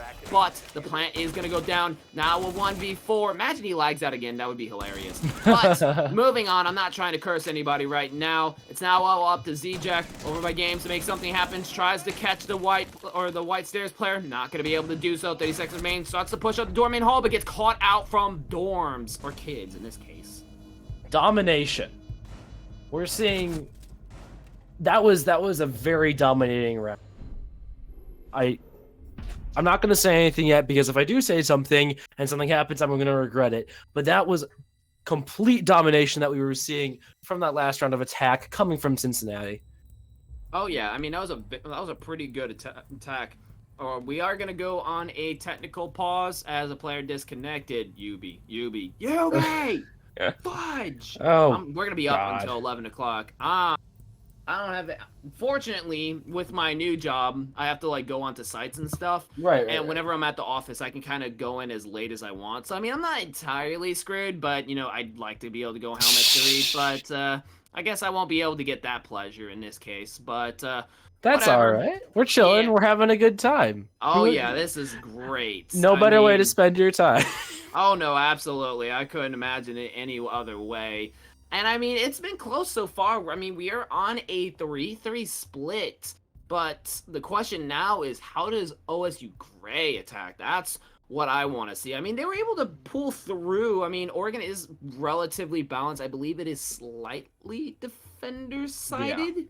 Yeah. But regardless, I mean, still being able to pull that out is huge, because usually their attack is kind of their weakest point. And honestly, I feel like if any point is the opportunity for Cincinnati Red to close it out, it's gonna be now. It would have been ugly if it was a 2-4, but fortunately for them, that is not the case. I mean, they do have an opportunity to really close this, or they have the ability to close it out if they lock up their defense. But I mean, the problem that OSU Gray had, that I think Cincinnati Red is also going to have, is that kitchen meeting room. I mean, it's really tough to hold without a proper setup to dice up all of those different avenues that the attackers have. Because keep in mind, right, like, you kind of have to fight for, you know, those stairs access and those other access points. Really, as long as there's no players there, you pretty much have all the access points open to you, right? But I mean, that's really what it comes down to when it comes to attacking, is control. And I feel like, you know, unless they want to get pounced from above, they're gonna have to clear second floor. But honestly, on a map like, or on a first floor site, I think that's gonna be easiest of all of this, all the options available. Right, and I really think that Oregon, while has, oh, sorry, my microphone's been awfully weird. I do think Oregon definitely has some verticality, especially when it comes to those first floor sites and even basement a little bit. But even then, I feel like because of the lack of verticality that do have, right? Especially, obviously basement is kind of weird, but it's just going to be harder for Cincinnati to hold. They rely heavily on heavy vertical setups and getting those heavy counterplants or counterpoints, and I'm not sure how it's gonna. Is that a Tachanka? It is. Dark Matter is running Tachanka Kang, which is a little weird. I mean, they don't even have a smoke player either. I guess they did it for the shield, because if you look, no one else really has the shield. That's what Tachanka's got. So I mean, that is an option, and I mean, you can stall bunker a stupid amount of time if you angle it just right on the double. And if Cincinnati Red has that planned out, that is going to be a little bit of a thorn for OSU Gray. Because that's the thing, right? Smoke can only throw 3, and then he's done. Tachanka can do that pretty much forever. I mean, look at that. You got 20 Shumikas. I mean, are you freaking kidding me? I don't even think Sledge can get... Well, actually, no, I think Sledge can actually get more utility use. But, I mean, that's still a lot of time to kind of burn here. Right, and the fact that it's an area denial thing is ridiculous. You know, they're gonna really struggle dealing with getting into elbow, right? Unless they just don't go for elbow, unless they're straight into big tower, straight into T2, you know, and straight into maybe getting those picks onto the Fenrir. Mamba is giving a little dance to the cameras right there. Yeah, it does look like they're going to possibly clear out Attic. They did spot Bridge very early on from there, but there comes the Flores. It doesn't look like they have a mute jammer. Oh, but he's not able to stop the Flores. That is going to be really huge in possibly nullifying Dark Matter there if he's not able to hold on to that bunker control here. But so far, I mean, really, it's been a game of cat and mouse up to this point. Really, nobody being caught as Bridge is still running around Z-Hall. They are starting to get meeting control, but with Pup still up in second floor, you got Bridge over in Z-Hall as well. There's a lot of contestable space to shut down OSU Gray's setup, as they really aren't clearing them at the moment. We are gonna see, I already forgot his name, throwing some utility out to kind of slow down that Tuba. Yeah, Tuba. I wonder how... Oh, sorry, forgive me. Oh, you're good. I mean, but like I said, I mean, they're not really clearing out these roams, and I think this is going to backfire. Here's the swing. Oh, no. Bridge had no idea Mamba was there. That's one roamer down, but I want to keep in mind, though, that we're now down to a minute remaining, but it looks like OSU Gray might be trying to force an execute as we do see some Yin Candelas go out, the line scan going through as well. One player will get caught out. As a result, Toaster's on side, but does go down to Kodiak. But Z-Jock will be able to take out Duck here. They are getting scarily close to sight as they do have pillar control. The nade goes out, tries to push out, gets caught by Ebola from that pillar. That's what the nade is all about. We still have a player above. That's going to be Pup, who could possibly cause some issues here. It's 35 seconds remaining, and it's now time to execute. They do have the fusion. Oh, but Mamba's above. Yeah, he had no clue. Now it's all up to Dark Matter. Shumika's burned up. Fuser going down. Gonna have to contest this, but is unsuccessful in fighting the chassis player, Mamba, to finish the job. Wow. That was extremely close to the entire game. A little unfortunate towards the end where Tuba got completely blindsided by the other dude upstairs. But overall, we're seeing some really good positioning from Cincinnati and even better positioning, especially in that round for OSU. Yeah, and I mean, they really created an opportunity there. That's kind of what's important. You know, like, Cincinnati Red had a pretty good hold on Bunker and had their fortifications held down, but I mean, OSU Gray with the Yings was able to take so much space. Even if she died on site, it didn't matter, right? The sheer fact that you have to go out of your way to clear a player that's somewhere that's not supposed to be, that was enough for OSU to abuse that and really dig in. You know what I mean? Taking pillar, taking that electrical box room, having all of that control, and it all came from Ying just running straight into sight. Because sometimes it's not just about taking out players. It's about shifting the defense. And I think that is just so underrated when it comes to attacking. You don't have to necessarily kill someone. You just have to displace them enough to where there is a gap for the rest of the attackers to be at a positional advantage when they attack. This is the kind of thing of momentum that I keep talking about. Because yeah, she ran in and everyone just kind of went back to position. I mean, that would have been completely worthless. But the fact that they went in as that was happening and they had to swing out of the way, take care of them, it just put Cincinnati in a very precarious situation. Right, and I feel I definitely Ying provides chaos. I think that's another big thing here, is that OSU Gray really focuses, at least right now, they're focusing on providing that chaos, they're providing that displacement, and like you said, just making Cincinnati have to question every single movement that they're doing, right? And I feel that's the biggest thing, is that because Cincinnati was just expecting people not to push through there, and the push did happen, they had no way to counter it. They had no way to regain their flow, right? And again, you know, we've been talking about pressure this entire game, right? We've been talking about, you know, getting picks here and focusing on team play and trusting your team. But at the same time, we're seeing Cincinnati almost put too much trust in the fact that people won't peek certain things normally. Mm-hmm. And that Dokebi just fell off the roof. Oh. Huh. Or something of that sort. Oh, we are going to see Mamba take out Pup, though. Oh, but a nade is going to catch Bridge. Stuck in a corner here. Tries to take the fight on the attic player. Proning, waiting for the swing. But instead, Bridge is going to be able to catch Z-Jog. That's going to be Diffuser down. Now Bridge has a power position to where they have to push him to grab the Diffuser. But he is very low HP. Does manage to fall back at very low HP. But, I mean, it doesn't matter. When everything's one-shot headshot, being able to get out one person alive is massive. Oh, but they are going to be able to grab the Diffuser without difficulty, though. 55 seconds left on the clock. They do have vertical control, but they've already suffered such massive casualties here, and they're going to have to see one if they want to even this out. They do have a ping on a player over by Kitchen Hall. They know that he's there, but it's one thing to know, it's another thing to take it. Nate, gonna be able to spot Dark Matter. Not gonna be able to get much damage onto him despite having that location. Oh, but barely spots him. Able to get a little bit of shot damage onto the arm. We do see Toaster take Bridge. This could be the potential opening. Try to go for a plant. Nate gonna be able to take out Duck as well for a double kill, but Dark Matter pushing up to contest that.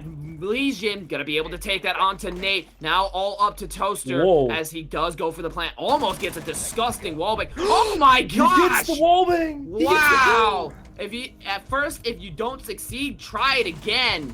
Wow, that my friends is why you don't want to plant in the most common default spot every time, because stuff like that can happen.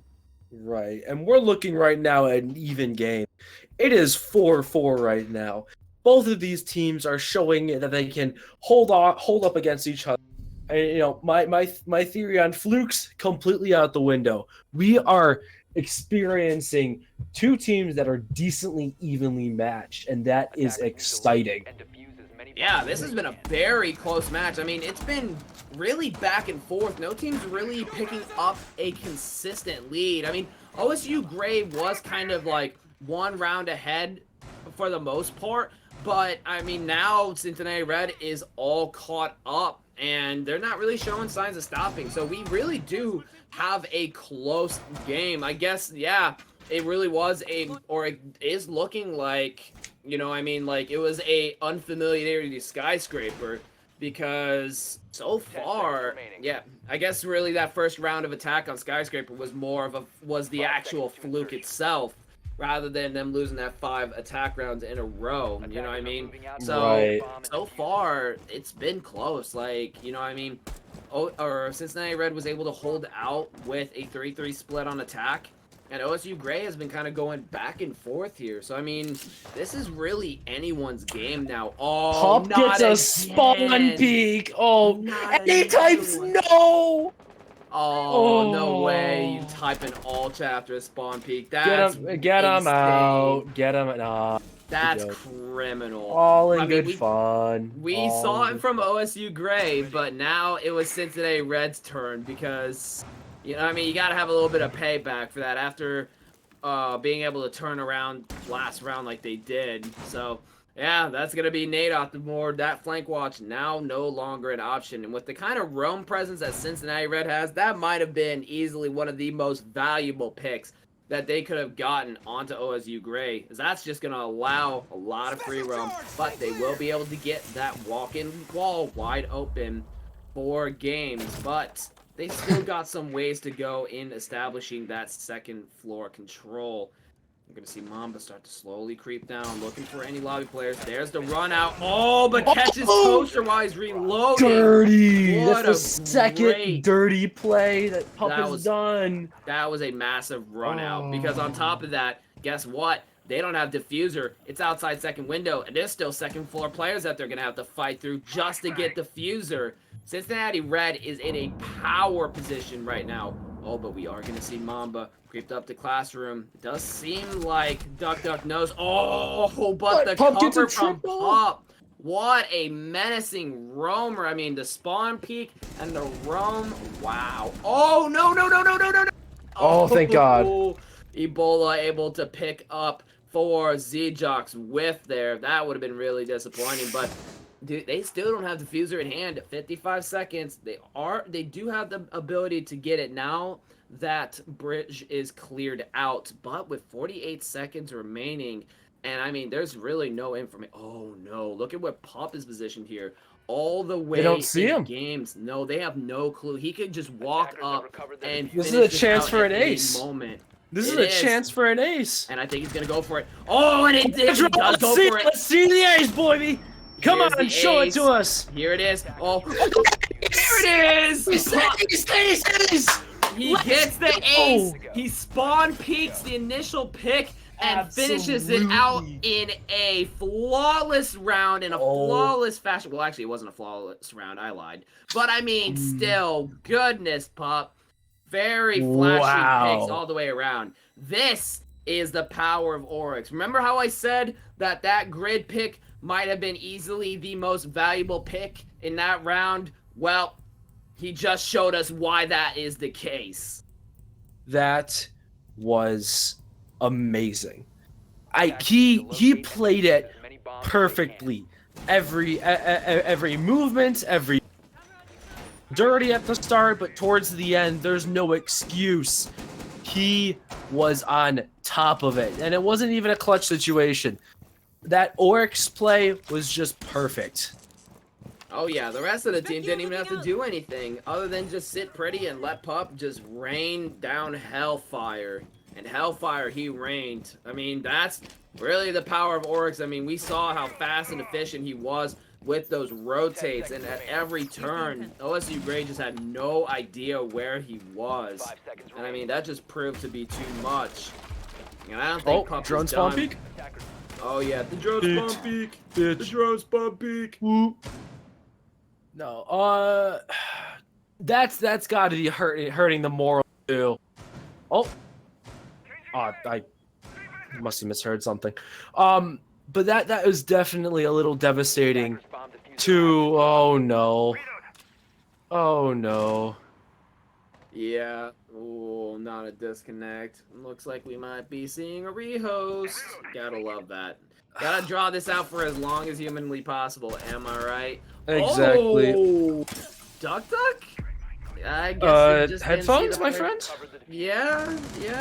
I don't know. Oh, but Pup's still not done. That's gonna be pretty much a 6K now. But the reign of terror is over. Toaster gonna be the headshot. Pup out now, a 3v3. I mean, despite losing a player to disconnect, I mean, it's still possible for OSU Gray to take this round. Oh, but Bridge is still holding below, goes for the rotate, but Mamba's not going to swing on that, not going to be able to catch Bridge out there.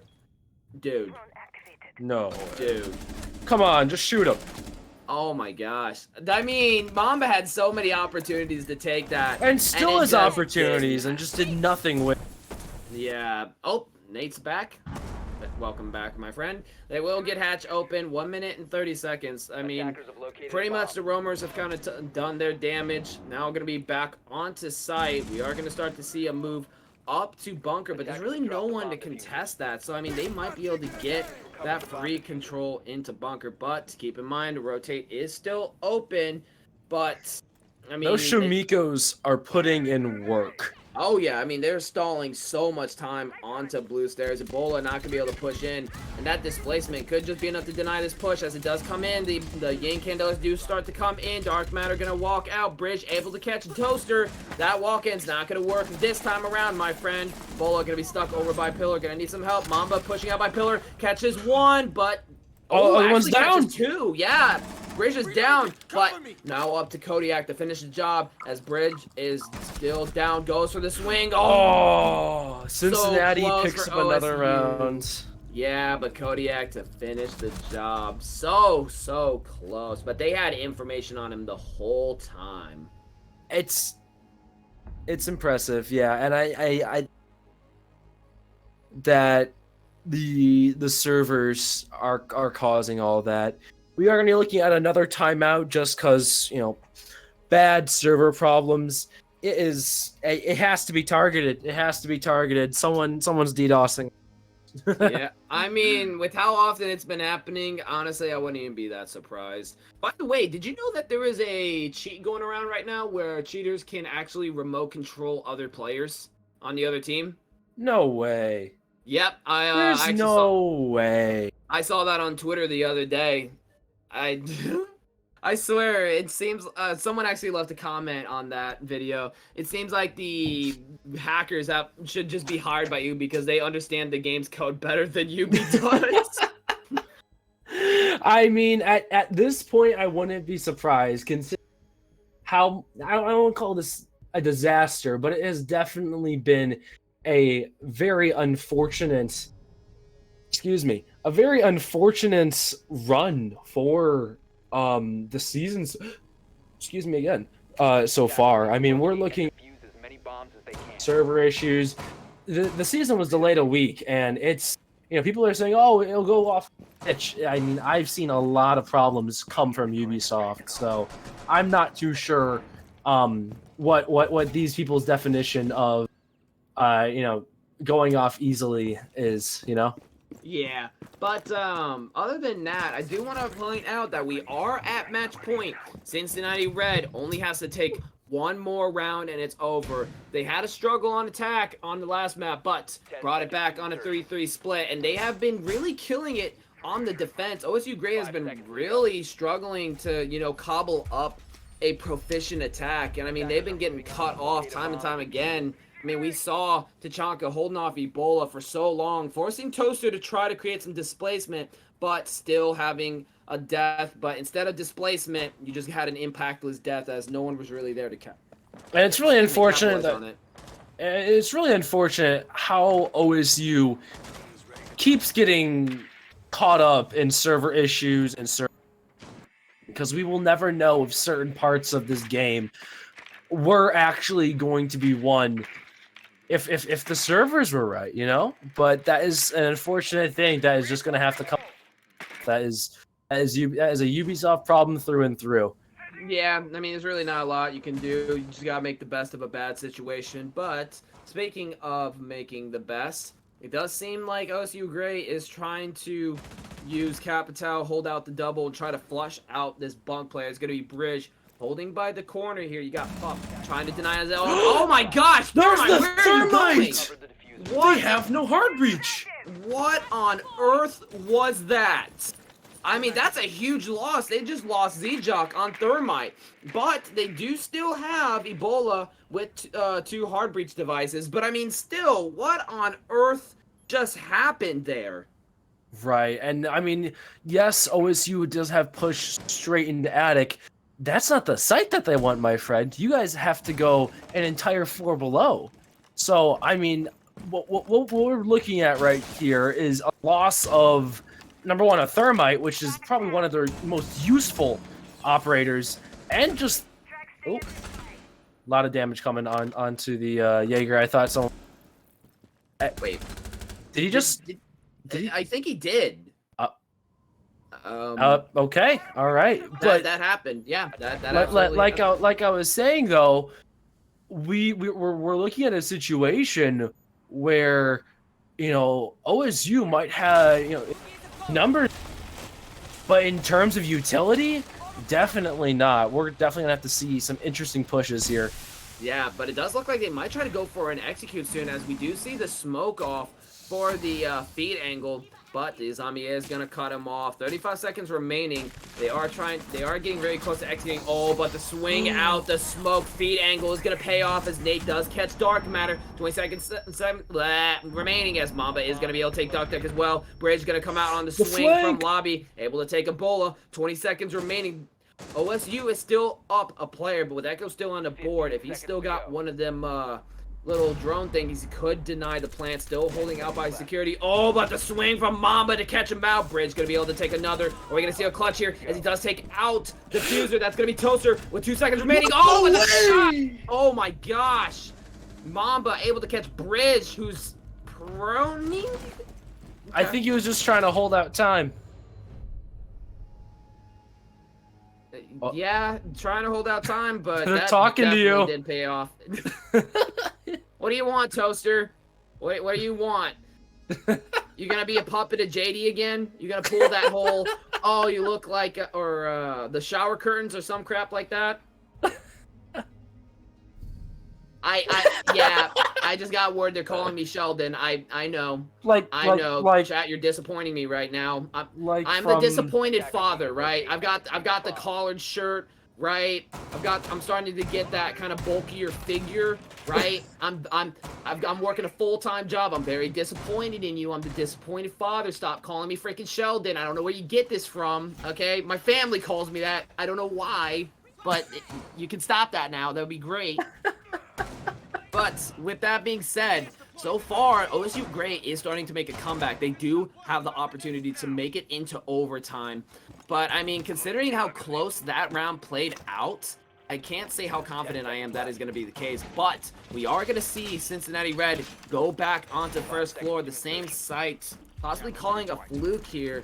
Hard to say what they're really going for, but it does look like we are going to see Pup on Oryx. Are we going to see the Menace plays again like we did before? It's hard to say because, I mean, he was on a rampage. And if he can do that again, then it's absolutely a doozy for OSU Gray. But if not, we could possibly see an overtime. And I mean, talk about a close matchup. I mean, we got the decider, we possibly get to overtime, and then with technical difficulties, who knew this would draw out as long as it did? Right, and I mean, this is quite literally the 11th hour when it comes to these games. We are looking at multiple 5-7s, at least a 5-7, maybe an 8-6.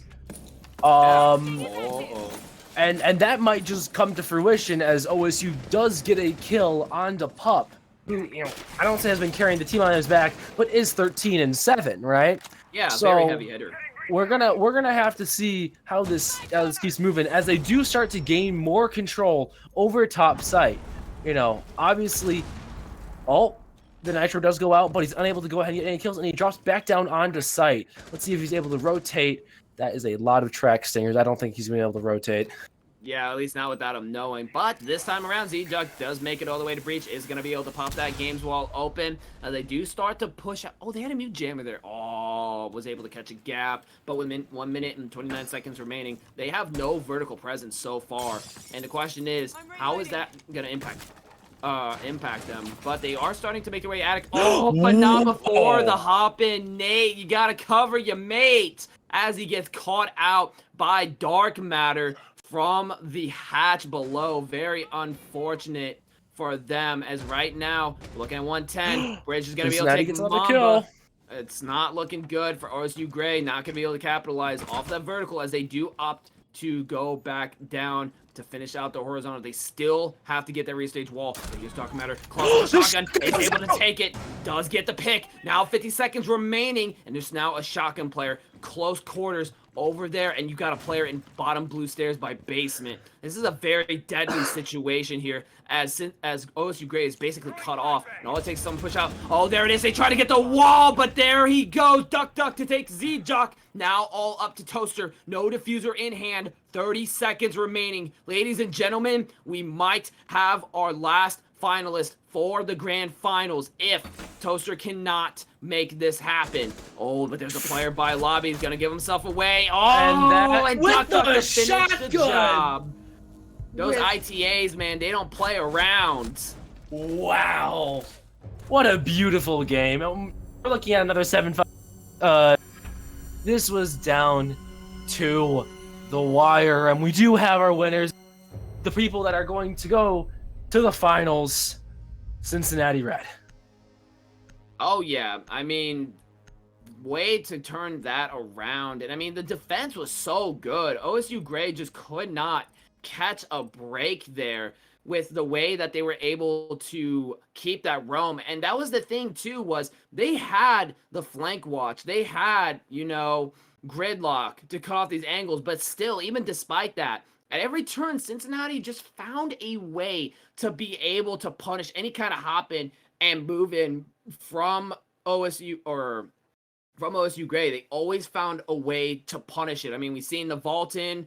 I mean, this is what Cincinnati does. We've seen, Bridge able to, catch out mute from one of the first few rounds all the way by hatch. There always seems to just be that little opening, right? That you can't really cover with a gridlock.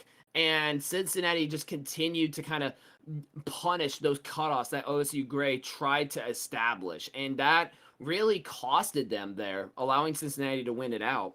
Right. And I really think that both teams are really, really good when it comes to their team play and their aim and whatnot, everything in between. But I will say that this was definitely a game of mistakes. These last it was definitely a situation where mistakes cost people a lot more than just outplaying. I mean, take a look at at Consulate. If you go back a few maps and whatnot, Cincinnati definitely did a lot of mess ups, right? And it cost them, right? And the fact that they're able to pull it back, and the fact that they were able to, really become powerhouses once again in the last map is just a testament to how good they are. Oh yeah, I mean absolutely. You really can't sleep on Cincinnati. But I mean, hey, you gotta admit, OSU Gray really put them on Right. the ropes on Skyscraper. And I mean, at several points they did look like they were gonna be able to come out on top. But I mean, Cincinnati's defense was just too good. That 3-3 split really was too much for them. And I feel like if Cincinnati was not able to get their attack up like they did, I feel like we could have potentially seen a very different situation. But they were able to call the shots that they needed to, got the job done, and were able to secure their defense, even with the Ying barrages that we tend to see over in basement. I mean, at Right. first it worked with Toaster, able to, kind of displace just by sheer presence, but eventually that kind of stopped working once Cincinnati caught on. Right. And I think that's a lot of thing about Cincinnati is that they for a lot of the earlier rounds, right? And a lot of the earlier maps, they depended on them getting the little bits and pieces and putting them together for themselves, right? And I will say though that we will never have gone if Ubisoft decided to actually have good servers, because it could have gone either way. Even now we realize that. So I'm really hoping that especially for the finals that we don't have any more technical difficulties. Yeah, hopefully that kind of gets resolved, at least for the grand finals. But with that being said, if I'm not mistaken, we now have our two teams for the grand finals. So stay tuned for that, as the time is now upon us for the fall season. But with that being said, Kappa, do you have any final thoughts for us before we close out the night? Or are we going to do an interview? I forget. We are going to do an interview. I'm sorry. I trolled. I do that a lot. But yeah, with that being said, coming up next, we have our post-game interview with Dark Matter. And once we do that, that'll be it for the night. So stay tuned for that, as we're going to get a little bit of insight on Cincinnati, because I sure have some questions. We'll be right back.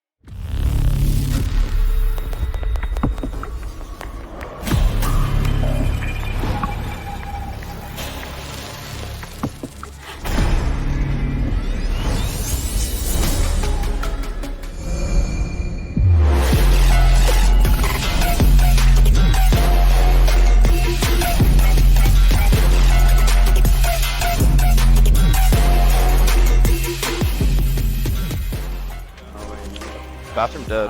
I'm in bathroom. I'm gonna keep holding flank. Captain dead. Going up blue.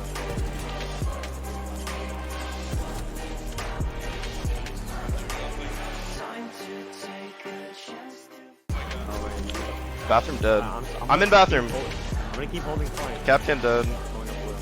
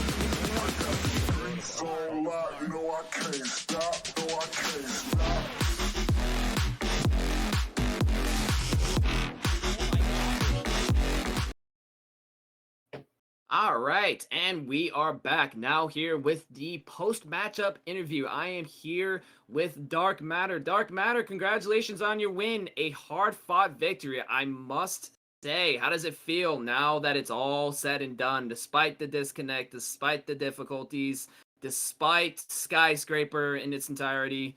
How are you feeling, big dog? What about the team, too? Well, we feel good. First, you mentioned it, the disconnect. My sympathies to Ohio State. They were right when they said it, 2 winnable rounds ruined by disconnects. So, again, new season really kind of, I think, put them at a disadvantage. But yeah, long series. We're always happy to win those. But I think in reflection, we're not happy 7-5ing a team 7-2, 7-4 the first time. Yeah, no, definitely. I can feel that. It was a lot closer this time around. Speaking of how close it was, can you tell me a little bit about your attack on Skyscraper? We were kind of a little bit surprised. Like, you had a very, very strong first attack on the half, and then what came after, I mean, just fell apart. What was going on there? We heard in the patch notes that a breaching charge can at least make mirror windows break. We assumed Zofia with her breaching rounds would be able to do that. That didn't happen. So one of those rounds was really awkward. But I think we just haven't played Sky. This was our second time playing it in all of Midwest. We're not comfortable there, I'll be honest. We've got to work on the attacks, work on the adjustments. We would stall out. We wouldn't realize we've stalled until minute left in the round, at which point Ohio State did a really good job about just not feeding, not peeking, just playing corners and forcing us to challenge into it. And we bit it hard. That's nothing else to say. Yeah, no, I totally get that. And yeah, I was kind of talking about that in the post game. It didn't really seem like it was a shot calling kind of issue. It just seemed like a kind of unfamiliarity, and I kind of went into depth. So I mean, there's a lot of VOD potential for you there. Kind of looking into that, because I mean, I went into pretty good. Well, me and Kappa, we both went into pretty good depth of what was happening on the attack. We kind of thought maybe you knew the map based off of the first round, but then the rest of it came through, and that kind of instilled some doubt of like, is it an attack issue just in general, or is it just like a familiarity? And then, well, we saw from Oregon, it was clearly just a Skyscraper issue. But yeah, speaking of Skyscraper, or not Skyscraper, of Oregon, I mean, you guys went first floor quite a bit towards the end. I mean, do you guys have any special kind of plays that you were really harping on when it came to playing first floor, or was it more of a comfort kind of thing? We've had a lot of struggle recently on the second floor. The setups that we have break pretty easily. So we've created just some changes based on the rounds we've lost dining and the kitchen sites. But we also wanted to just not give them an ability to enter the map and be right next to site. They're a team that attacks very slowly. So we wanted to give ourselves as much time for them to enter the map to really force them, because they attack slow. We wanted to lean into that and also give Becker more space to get aggressive, especially on the orcs. Yeah, I guess I was thinking of a different team. I thought they were the kind of team to attack aggressively, but yeah, I'm clearly thinking of somebody else. But yeah, with that being said, Kappa, what questions do you got for them? Less questions. I think I just want to compliment on your setups, especially on Skyscraper, where I really, again, like Piercing was saying, I really thought you knew Skyscraper because of the setups that you guys were doing, because of how I don't say advanced per se, but how like cheeky, I guess, that you could go ahead and call, you know, that your shots through drum, your footholds, the random ass head holes and whatnot that you guys do have put together, and that weren't seen by the other team and aren't seen much by a lot of other teams. So I just wanted to go ahead and compliment you and your team for really developing that type of stuff. And I hope you guys have a great time at the finals. Yeah, actually, can you let me know? It is the boys from Michigan that won, right? Is that what we're facing in the final? Yeah. Yeah, I was assuming. I'm really happy that the expected 1 versus 2 outcome happened. I think if anyone was going to blow it, it was going to be us. So real shout out to Davenport. I know they were rooting for us last week, probably doing it again, just so that we can flex going through as cleanly as possible. Yeah, we'll be excited to play them. We got a whole other week to fix Oregon and maybe get Definitely. Scottish strats. Yeah, those are all ranked strats. We didn't know what we were doing. Well, I mean, they worked out pretty well, I'd say. Thank you. But yeah, with that being said, another question that I had, and this was more for Oregon, when you guys were, defending, right? One of the big struggles that I saw at first was dealing with the Ying barrage prior to the execute. I mean, granted, that was Toaster running in with the fuser in the middle of sight, and even though we didn't see any picks off of that, that was still enough to displace the positioning there. So my question to you is, what changed between the first time they did that and the follow-up attempts afterward when dealing with that Ying rush that allowed you to still be able to push on and successfully hold the defense? First clutch, we switched who was playing it. I think they just stole a VOD where another team kind of bullied us with Ying and went to emulate that. But what we ended up doing is, since we run my for catch, I started throwing my catch towards the back tower steps and the ones for the electric, like in electric. So even though we're not able to stop the Candelas, we're putting those Candelas in spots that we're not necessarily holding. And I was able to shoot Ying in the back because of that. Gotcha. Fenrir had a nice clutch at the end of the 1v1 the second time around through freezer, which actually won, and we could have just as easily lost it. We're probably gonna have to start banning Ying because that. Hey, I mean, it worked when you started to use those with my disc, clearly. But also, too, on the first round that Cincinnati attacked, I believe it was them that, or not Cincinnati. Actually, no, I think it was you guys. You guys did you did blitz rush on the very first round. What was that about? Coach said to go aggressive fast, and normally we do a blitz rush through bunker, but with Thatcher banned, it's hard to do that, especially with a Fenrir. So with 10 seconds left in attack, like, hey, let's just go main side. It didn't work out. But other than that,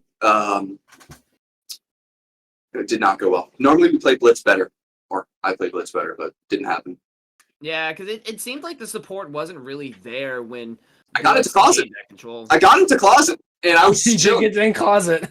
Yeah, you got really, really far with blitz, but then I saw the laundry player die, and that's when I was like, oh no, this is about to collapse. Blitz is all on his own, and yeah, that's basically what happened. But I mean, I guess that makes sense. You got a slower playing team, try to build momentum off the rip. I can definitely see that, but yeah, that did not pay off. But I mean, hey, you still managed a 3-3 split despite that, so I mean, that's definitely commendable. Only having 2 other rounds be losses while still being able to pick up the rest. That's really what it's all about. It was a very impressive showing. You guys did amazing. Good job. Thank you for gassing us up, but don't do too much. No, I will be rooting for you in the finals. So I know. Good luck. You gotta have that Twitter post come true. I know. Freaking Twitter, man. But with that being said, Kappa, do you have any last questions for Dark Matter before we close up shop? I don't think so. Have a good night with you.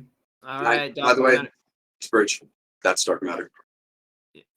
Any last shout outs or anything like that, Dark Matter?